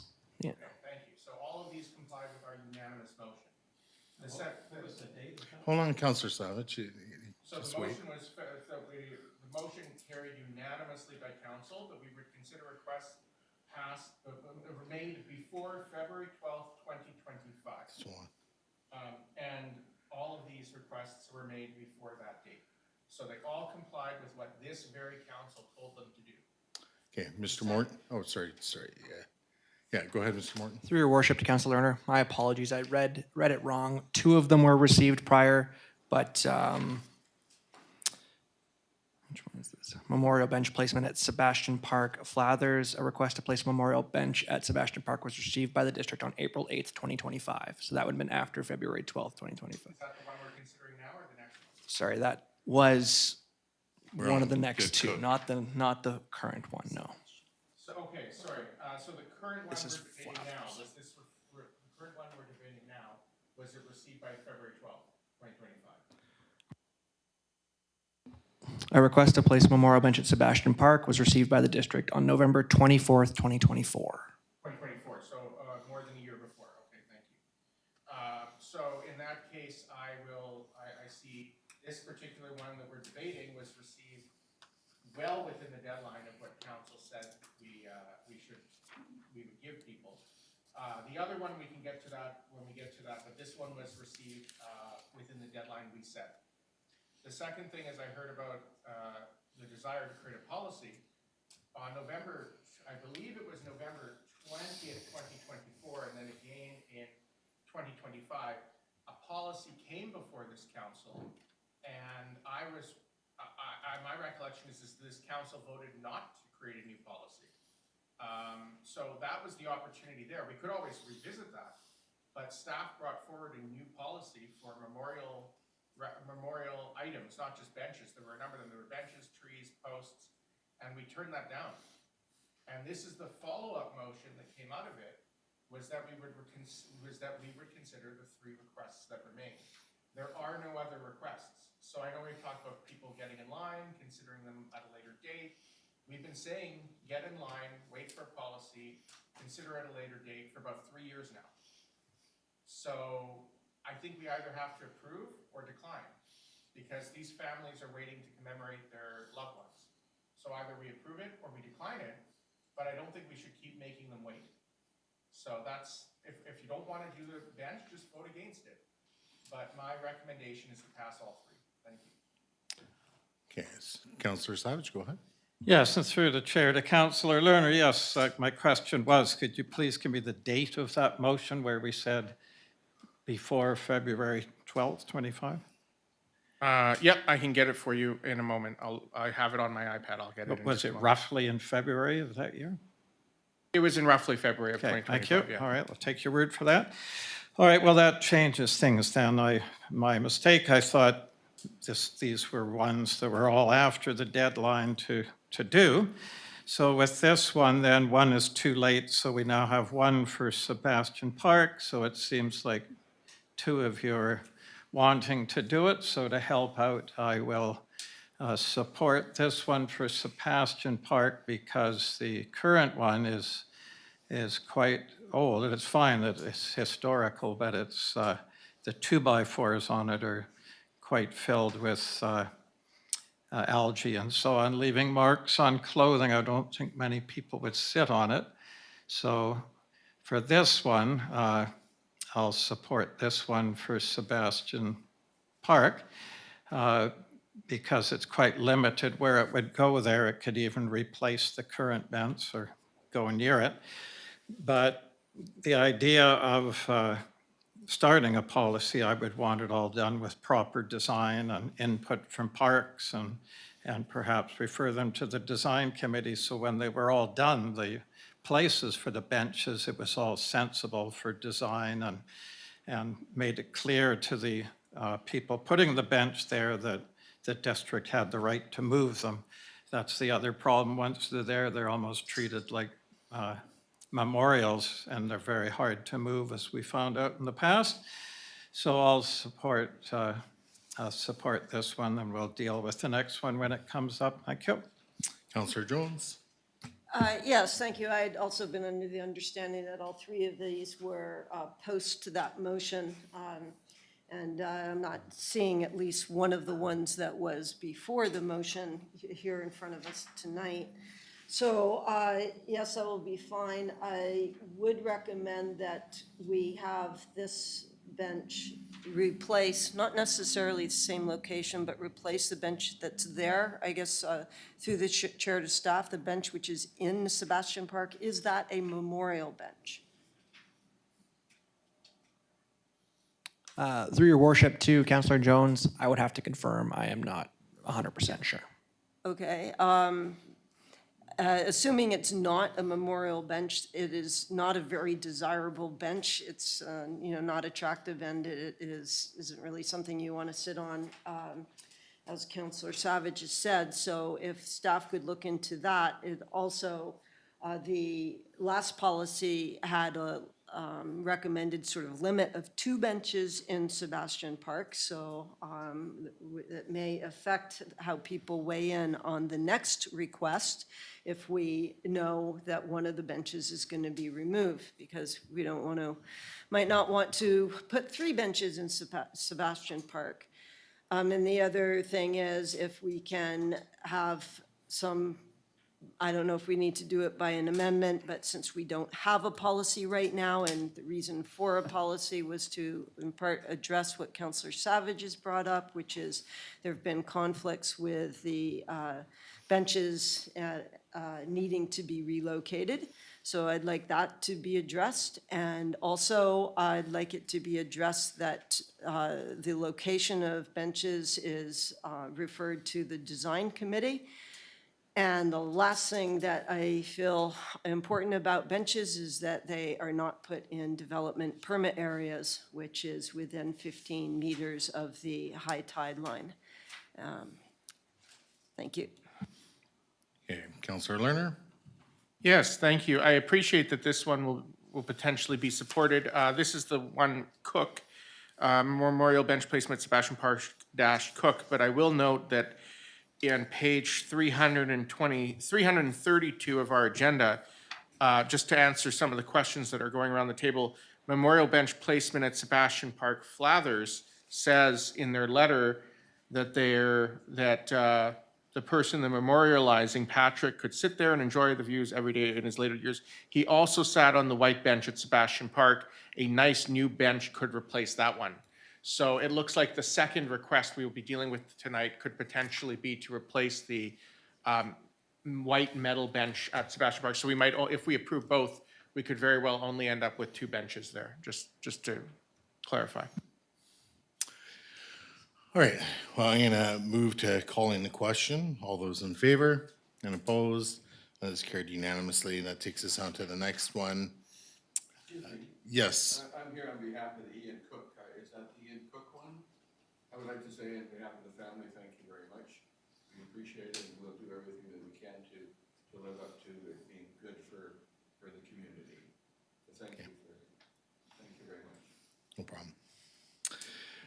Okay, moving on to the memorial bench placement at Sebastian Park for Flathers. I'll get the motion on the floor that council approves the placement of a memorial bench at Sebastian Park Flathers, and further that a fee of $2,500 be charged in line with miscellaneous fees and charges bylaw, and further that, I'm gonna add a clause under another part, and further that, if possible, the existing bench at Sebastian Park be replaced with this memorial bench.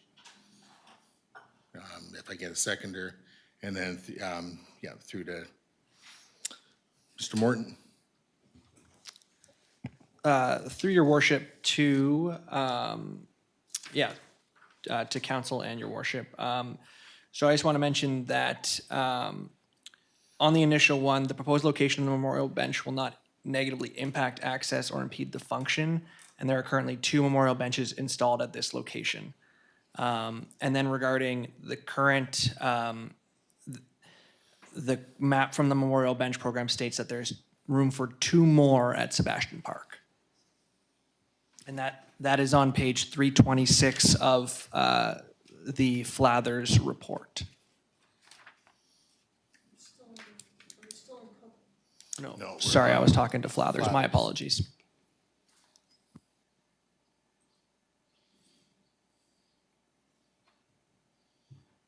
Okay, yeah, go ahead, Councillor Jones.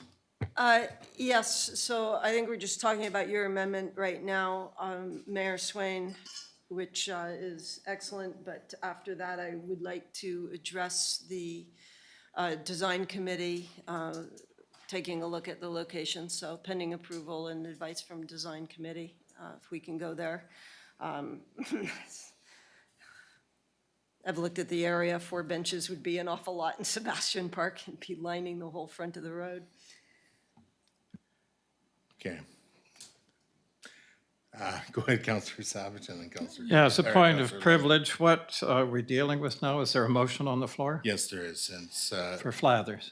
Flathers, Yes, and then it okay. was Yeah, just, unfortunately, I won't be supporting this one. We were told this one came in after the deadline.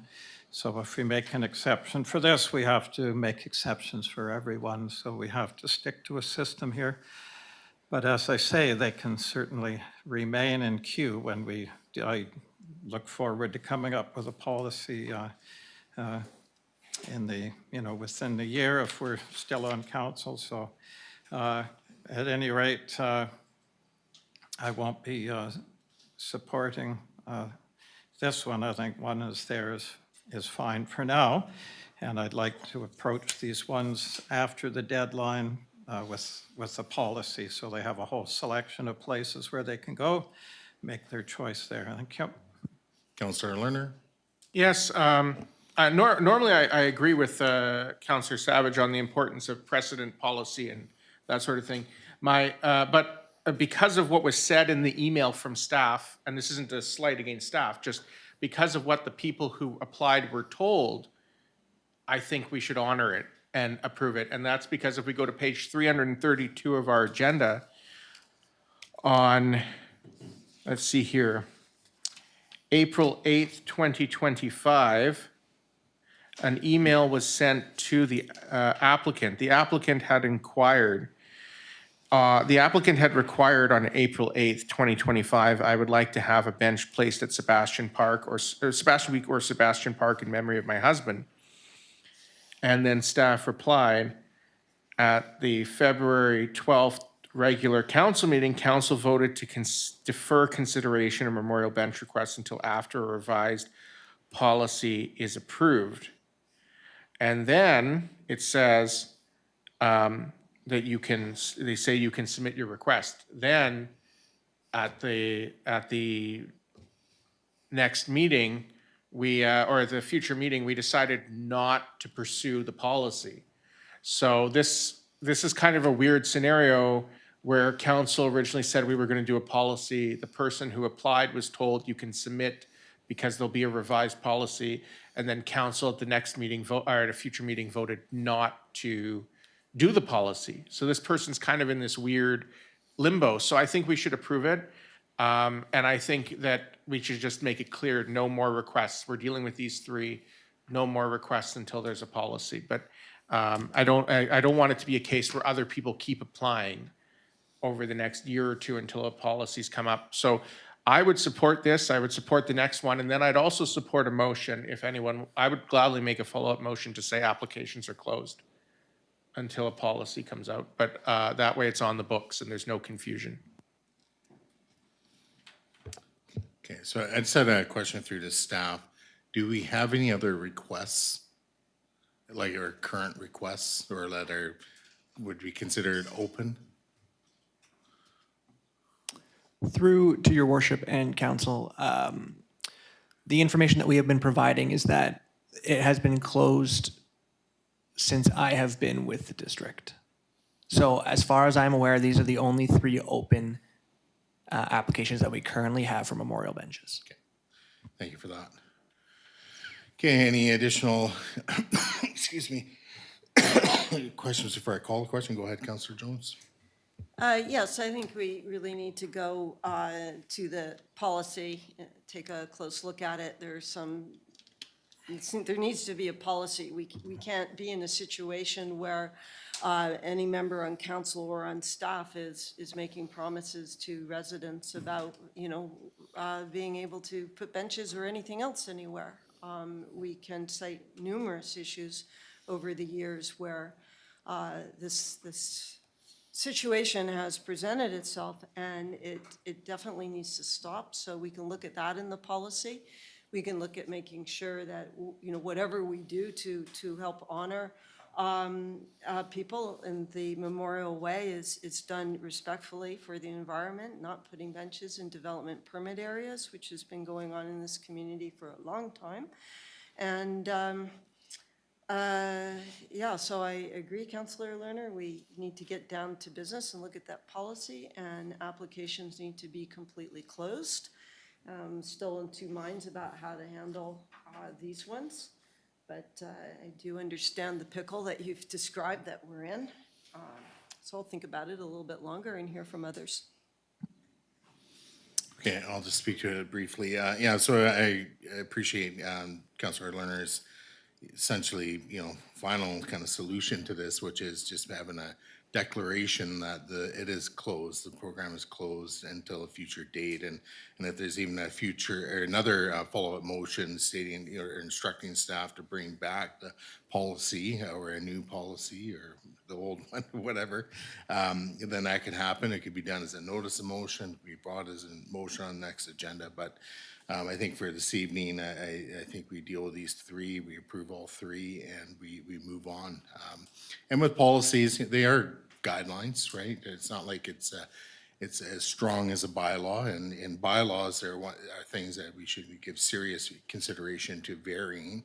But with policies, it's a framework, and there's a flexible framework, and if council chooses to operate outside of that framework, as long as it's done in the right intention, there's nothing wrong with that. So I'll just leave it there. Councillor Mundell, if you wish. Yeah, this one, obviously, this is a very difficult topic because we want to support residents in ways that they would like to memorialize their loved ones. But at the same time, when I look at that map, it seems actually quite overwhelming, like the amount of spaces that are full, and that there are limited spaces that are available and that would be appropriate for this program. So I do think it needs a little more consideration. Because these other two requests came past the notification that was sent out, I think if we go ahead with this, I really do think it's actually sending the wrong message to other people in the community that would like to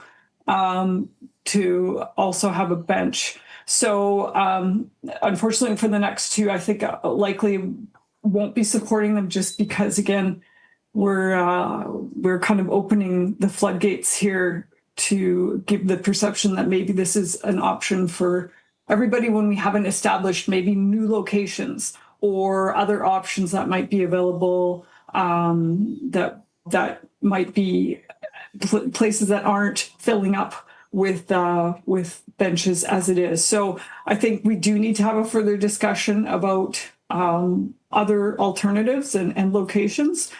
So for the next ones, I likely will say we need to wait until we have something firmly discussed and established. C.O. Lasher. Just because the Zoom probably cuts out, Councillor Mundell, there's only one that came in after the cutoff date, not two.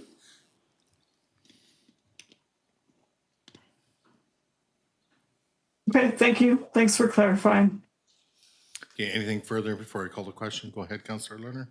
Yeah, I'll just reiterate, I'll support this because they were told by staff in an email that they could apply, and it's not fair if they're receiving information from the district and then, it isn't honored. So I will support it, but I'll respect whatever decision council gives to this.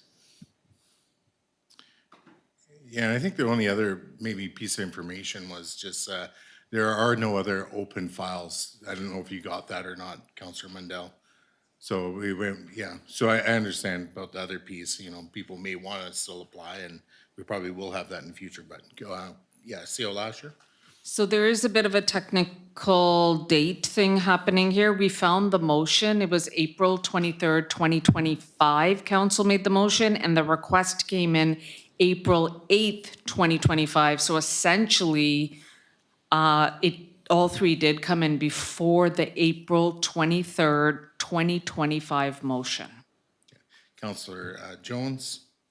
Thank you, CAO Lasher, and just my opinion on this with respect to staff is that I don't believe staff has the authority to send emails promising residents to have memorial benches. This isn't the time to talk about that, but this is not, in my mind, a reason for voting in favor of the memorial benches. Thank you. Yeah, C.O. Lasher. I just want to reiterate, April 23rd comes after April 8th, so all three benches were given to the district before April 23rd, 2025, all three requests. Council did the motion on April 23rd, 2025. The last one came in on April 8th. Okay, thank you for that. All right. So let's prepare to call the questions. I'm just going to do that. All those in favor and opposed, noting that Councillor Savage is opposed and Councillor Mundell, you're opposed? Yeah, okay, that carries. All right, so we're on to the last one. This one is the memorial bench placement at Peterson Road Lookout, Hyatt. And that that council approves the placement of a memorial bench at the Peterson Road Lookout Hyatt, and further that a fee of $2,500 be charged in line with the miscellaneous fees and charges bylaw. Is there a seconder to this one? Second by Councillor Lerner, and then for discussion, I think we've kind of had a good one on every other one, but if we need to continue, that's fine. Councillor Lerner is the seconder. No, I just want to confirm with staff, this one came in back before the most recent email I have, or the first email I have is November 27th, 2024. So this is by far our longest outstanding request. But it sounds like the actual origination of the application was even before that. I don't know. I just know that that was the date that they emailed council, was in 2024. But I didn't know if staff had the exact date that this application originated. Through your worship to Councillor Lerner, on page 335 of the agenda, our request to place a memorial bench at the Peterson Road Lookout was received by the district on November 27th, 2024. Okay, it was November 20th, 2024. Okay, thank you. Yeah, in that case, I mean, this is our longest outstanding request. And my next question is just with regard to foreshore management. This mentions specifically a lookout, so I assume this will be set back, this will be required to be set back in height and distance from the foreshore to meet all district and other regulatory body requirements? Through your worship to Councillor Lerner, yes. Yes? Okay, Yes. thank you. Then I'll support it. Councillor Savage. Yes, thank you. Just to, our obligation is to deal with these, not to approve them. Just wanted to make that clear. And for this one, I absolutely am opposed to this one, but to have it in queue to deal with when we have a policy. And the reason for it, this is a perfect example of why we closed the memorial bench applications. It says clearly here, one bench, room for one more at the end of Peterson Road. There are already two there. There's already the one more, and here we go again. Now there's a third one being proposed here. And the other reasons that are so important for this one, there's so many encroachments on this right-of-way, and that's on my list of volunteer work to fix up the, to refer it to the design committee to do a proper design of that road end. It's a beautiful wide road end and can be vastly improved, but it's just full of encroachments where it's confined to about half the width of where it should be. So I would not want something permanently placed there without any design considerations where it would only likely have to be moved again. So, and there is a limit with two here, and this is an example of overfilling the foreshore places with more than what the policy said. So it's just an example of the policy not being stuck with.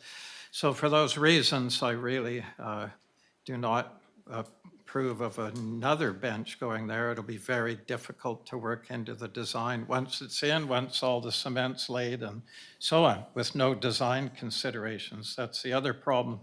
The one on Sebastian Park was easy. They're just on the roadside there, but this one is very tricky, and I appreciate the applicant completely. It's just that it has to be worked into a proper design, and it already says a limit of two. And if we keep doing this, just doing one more favor, we end up places where there's four, like a fence at other areas. So it's, anyway, I unfortunately can't be supporting this one, and I went out of my way to help the two that wanted the first one. So I hope you respect my opinion on this one. Thank you. Okay, Councillor Jones. Yes, I also won't be supporting this one. It is a road right-of-way, quite wide, but you wouldn't know it because of the encroachment. So it is a bit of a priority to have the design committee take a look at reclaiming that road right-of-way and seeing what the options are for a design. I would not support putting another bench in there at this time, and we don't have a policy, so I'm not sure if we'll be looking at it if it will come back in the future or not. But to my mind, this isn't something to be discussed right now. The area right by the foreshore already has 2 benches. There should be a 15-meter setback. I don't think one of them follows that already. So I would like to defeat this and make sure that council takes a look at putting this on the to-do list for the design committee. Okay, additional speakers. Yeah, go ahead, Councillor Lerner, if you wish. Yeah, so I'm just a little bit confused by this one, and maybe I am missing something about the location, and I would love staff's input on this, because I think we might be thinking of the wrong location. This is not this says that they are requesting a bench at the Peterson Road Lookout, and then it says near a trail, and then it shows. Then it says, hold on, let me just find it here. Staff support the request to place a new memorial bench at the Peterson Road Lookout because the bench will not overcrowd the lookout or encumber access along the trail. So I'm just trying to understand, is this bench request to go on the beach or access or further up the road near a trail? Through your worship to Councillor Lerner. So I believe what we were talking about is the proposed location of the if you look at page 331 of your agenda, it is number 38. I see. So it is near the beach. And as per the analysis and rationale on page 335, there's currently 1 memorial bench installed at this location, and the addition of a new bench will not result in congestion. Thank you. I just want some, okay. So just I have a few ideas and questions to the staff.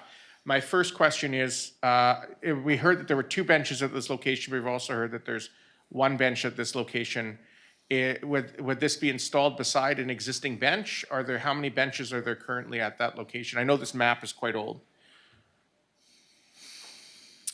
Through your worship to Councillor Lerner, again, with page 35 of the agenda, there is currently 1 memorial bench installed at this location. Okay, thank you. So I'd like to find a solution for this family. There are longest outstanding requests. There are only outstanding requests at this point. It's worth noting that this family lived in Lantzville since 1960. Both were music teachers in the school district who coordinated the Seaview music program, and who started the choir at Seaview School. So I think it is worth finding a solution for them. So I'd like to just make an amendment to the motion. I'll move an amendment to add to the end of the motion and further that staff be directed to work with the applicant to find whether alternative locations would be acceptable. End quote. And if it's seconded, I'm happy to speak to it. Yeah, I'll second it. So basically, if it's passed, the motion would approve this, but would instruct staff to try and find alternatives. And if there's no alternatives, it would still approve it, but my hope is that an alternative could be found. I think it's worth this would officially close off the program, and I think it's worth supporting. Thank you. Okay, as a seconder, yeah, I think maybe the amendment needs to be just, so it still remains attached to the Peterson Road end. You know, I'm hearing in the debate, you know, there's foreshore and this and that. My understanding in being down there a few times now, it's a cliff. There's no walk-on waterfront there unless you want to break a leg or maybe worse. But I think there are 2 benches at the very end. I know there's the Marcus Negrin one on the right, and then I think there is one on the left. But again, I think if a third one could go in, because it is quite a long trail, and the the family might be amenable to having it back further on the trail, because it is a trail. And, you know, there's nothing that's closer to the road there. But anyways, you know, I think maybe we need to further amend the motion just to have it stay on at the Peterson Road end should, you know, and again, maybe it just has to be set back a certain distance from the existing ones. And I think that would probably be enough to fix it. But Councillor Savage and then Councillor Jones. Yes, I would support your amendment, Councillor Lerner, but not to have it on the Peterson Road, Beach Road end. It would be a location other than that. So as the way you've got your amendment now, I think that would, you'd have to amend it further, I think. So we could pass this, then amend it the second time to remove the Peterson Road reference there. Okay, Councillor Jones and then Councillor Mandel. Yes, we need to, obviously, all of us need to take a closer look at the coastal DPA. You'd still have coastal protection on the cliff zone. The coastal bluffs are a protected area, and there's a 15-meter setback, is my understanding, from the bluff. And just so you all know where this is right where the 384-year-old Douglas fir tree was cut down, and there's now an outflow onto the beach. So you've got the trail kind of terminating at that outflow.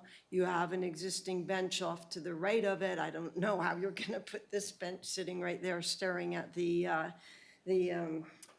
outflow, at the barricades around it. Doesn't sound very attractive to me. And I mean, this is why my point of view is that this right-of-way needs to be reclaimed by the district and go to the design committee for some design upgrades. And maybe there'll be a very nice way to put a bench in that plan. I think that can be for the design committee to decide. If the trail is in there, because the encroachments kind of made it look like you could just put a trail down there, but that's not the case. There's a 20-meter wide road right-of-way there. It's, you know, a small park. So I would like to defer this unless the amendment is that a location be considered other than Peterson and come back to council for approval.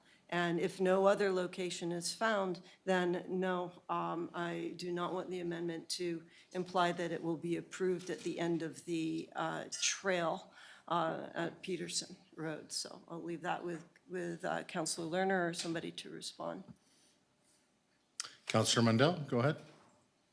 I just wanted to add in that I also think that it might be worth the committee working with the family to see if there's a place that is an alternative and more that would work maybe a little bit better than this location. So I also would like to refer this to the design committee. Okay. CEO Lasher, go ahead.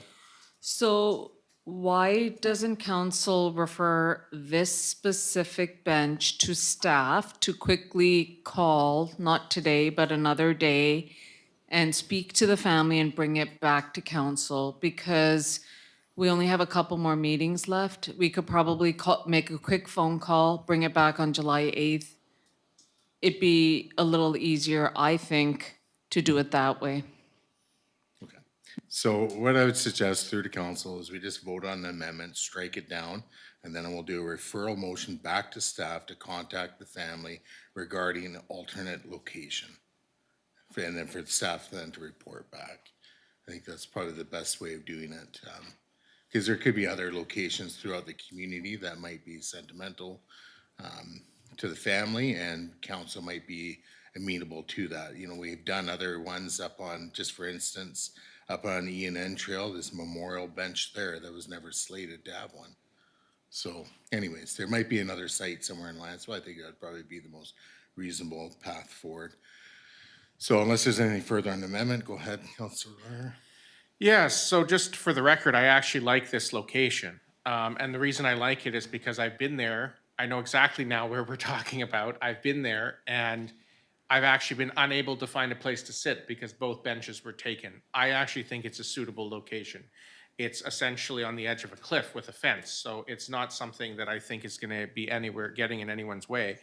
I think it's totally a suitable location, and I think there's more than enough room. However, it sounds like there's not enough support around the council table, and I respect that.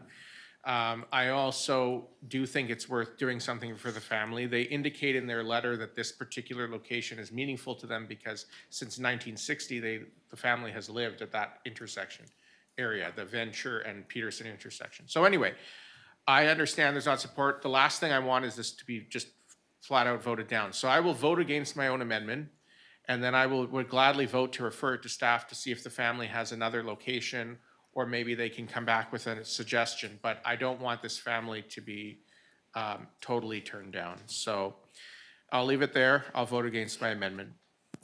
And just through to you, Councillor Lerner, there's nothing stopping the family from, you know, taking a blown up, you know, picture of that road right away and circling the area that they would actually be happy to have the bench on. But I think the two benches do face, you know, they're right at the very end and they face out to the water. So I think that the waterfront bench spots are taken, and but again, they might be amenable to having something, you know, 15 meters back from those ones. We don't know, but we'll find out if the referral motion does pass.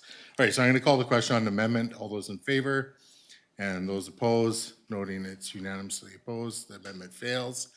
And then we're back to the main motion. I'm going to refer the motion on the floor back to staff to further contact the family regarding alternate memorial bench locations in the district of Lantzville.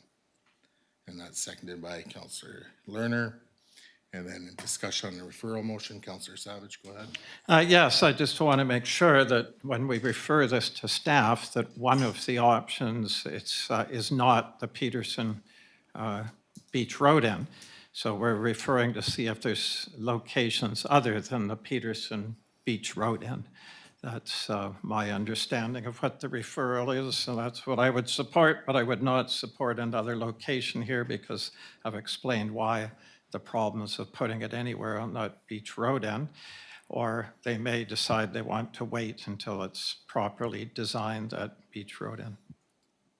Okay, Councillor Lerner, I think you did, no? No, I'll support the referral. I'd like to see what the family has to say. I don't know. They've been here for many, many years. Maybe they have other suggestions after 66 years in Lantzville. So let them come back and with staff, and we don't have to approve their suggestions, but I don't want to close or open the door. But I understand that council's made it very clear that that particular ocean view is not something that would be supported by the majority of council. So let's see what else comes up. And I'm sure they'll probably watching or can watch this discussion and see what we mean. Thank you. Okay, unless there's anything further, I'll call the question on referral. Okay, all those in favor and opposed, that's carried unanimously.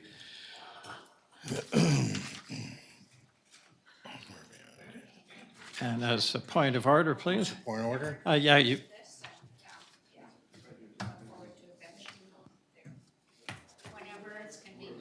Okay, what's your point of order? Yes, that you'd called for a hard break at 8 o'clock. I was just wondering if we could quickly do the subdivision bylaw 175. I've just got a motion standing by that if there's any long discussion with it, then we can refer it to the next meeting. But I would also appreciate that. I was not, I just want to clarify my own submission because I was under the impression from staff that we were submitting to staff, not to a public meeting, and that staff was going to come back with amendments. And so this is a little bit of a surprise to see it on the agenda, and I think we can proceed by email. And I can clarify that I'm not trying to state policy in my submission, which is important, but just to give some indication of direction. Okay, CO Lasher? Yes, I agree with Councillor Jones. We need more time on this. We're not really prepared to discuss this today, so if we can have more time, we'd appreciate it. Okay. Well, there's nothing to, we can just skip over it and, yeah, and then new business items and so forth can just, they will have to go to the next agenda, but serves as a notice of motion, I suppose. So, yeah, so through the council, what we'll do then is,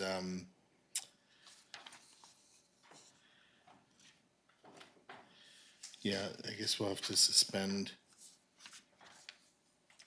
the order of the agenda.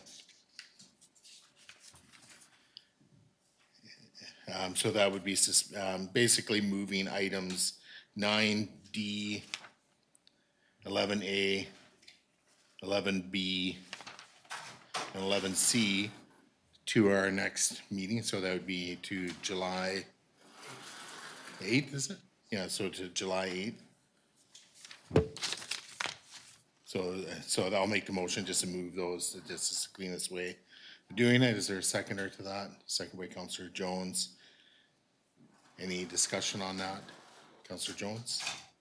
Yes, with respect to the bylaw 175, what we were told at the last meeting was council was invited to submit what their thoughts were on the potential changes to the bylaw and that staff would come back with amendments. So rather than delay this further by having it come back to council, I suggest that those councillors who have put in submissions, that go to staff. I personally would like to clarify mine to say that it is potential ideas and that I've used the bylaw 175 2020 version, not the ones in the last agenda, just so that my references there match up with the bylaw.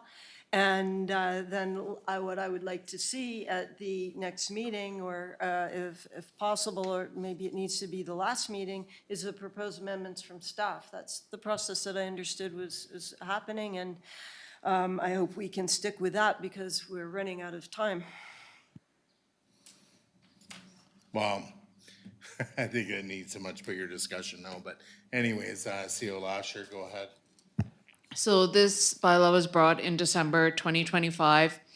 Council did not like it, but did not give direction. And now we got new direction, which poses engineering problems. And so that's why we need more time. So I'm honestly, I'm a bit confused. So through the staff, are you just going to make staff changes and do track changes on those? We would prefer to make changes because the changes submitted by Councillor Jones is posing some engineering issues from a preliminary perspective on the engineering side. Okay, and this is where we get into a bigger discussion, but go ahead, Councillor Jones. Yeah, which is why I wanted to clarify that my comments here are potential, and then it is for staff and engineering to figure out if it is possible to accommodate them.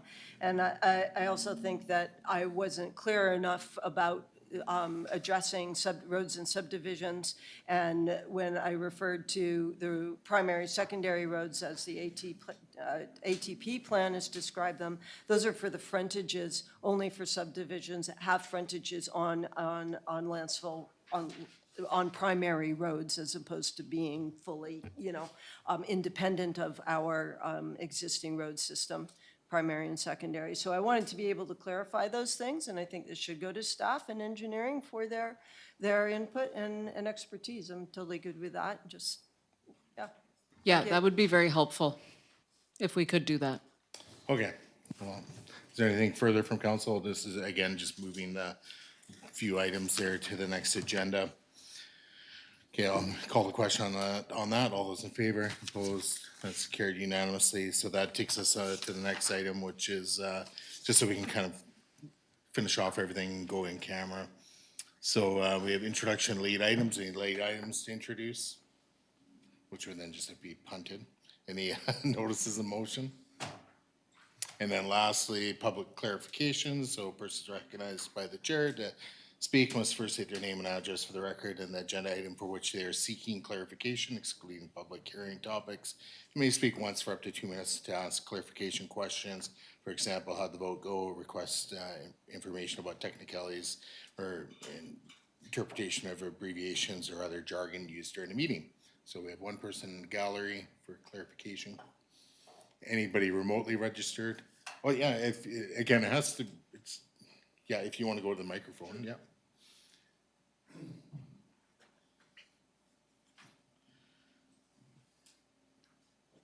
Cecil Baldry White, 7353 Spencer's Way, Lantzville.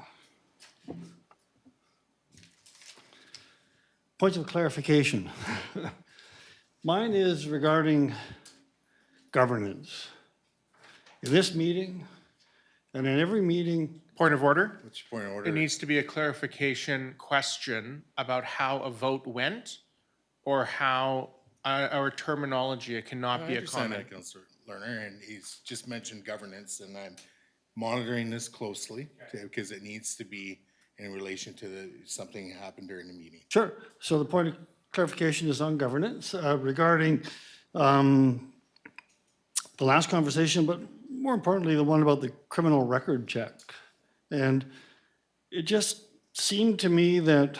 Okay, Mr. Baldry White, you have to, it's, again, it's about, you know. Getting a clarification. It's clarification why, like, you know, again, if it's abbreviations or jargon used in a meeting that maybe you did not understand, or you didn't follow a vote and you didn't know if something passed or failed, that's what this period is for.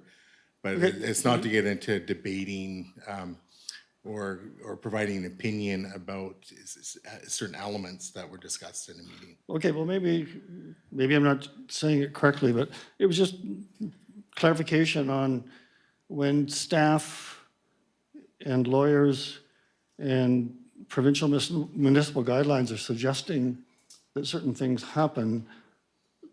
My question and the clarification I'm looking for is why certain councillors.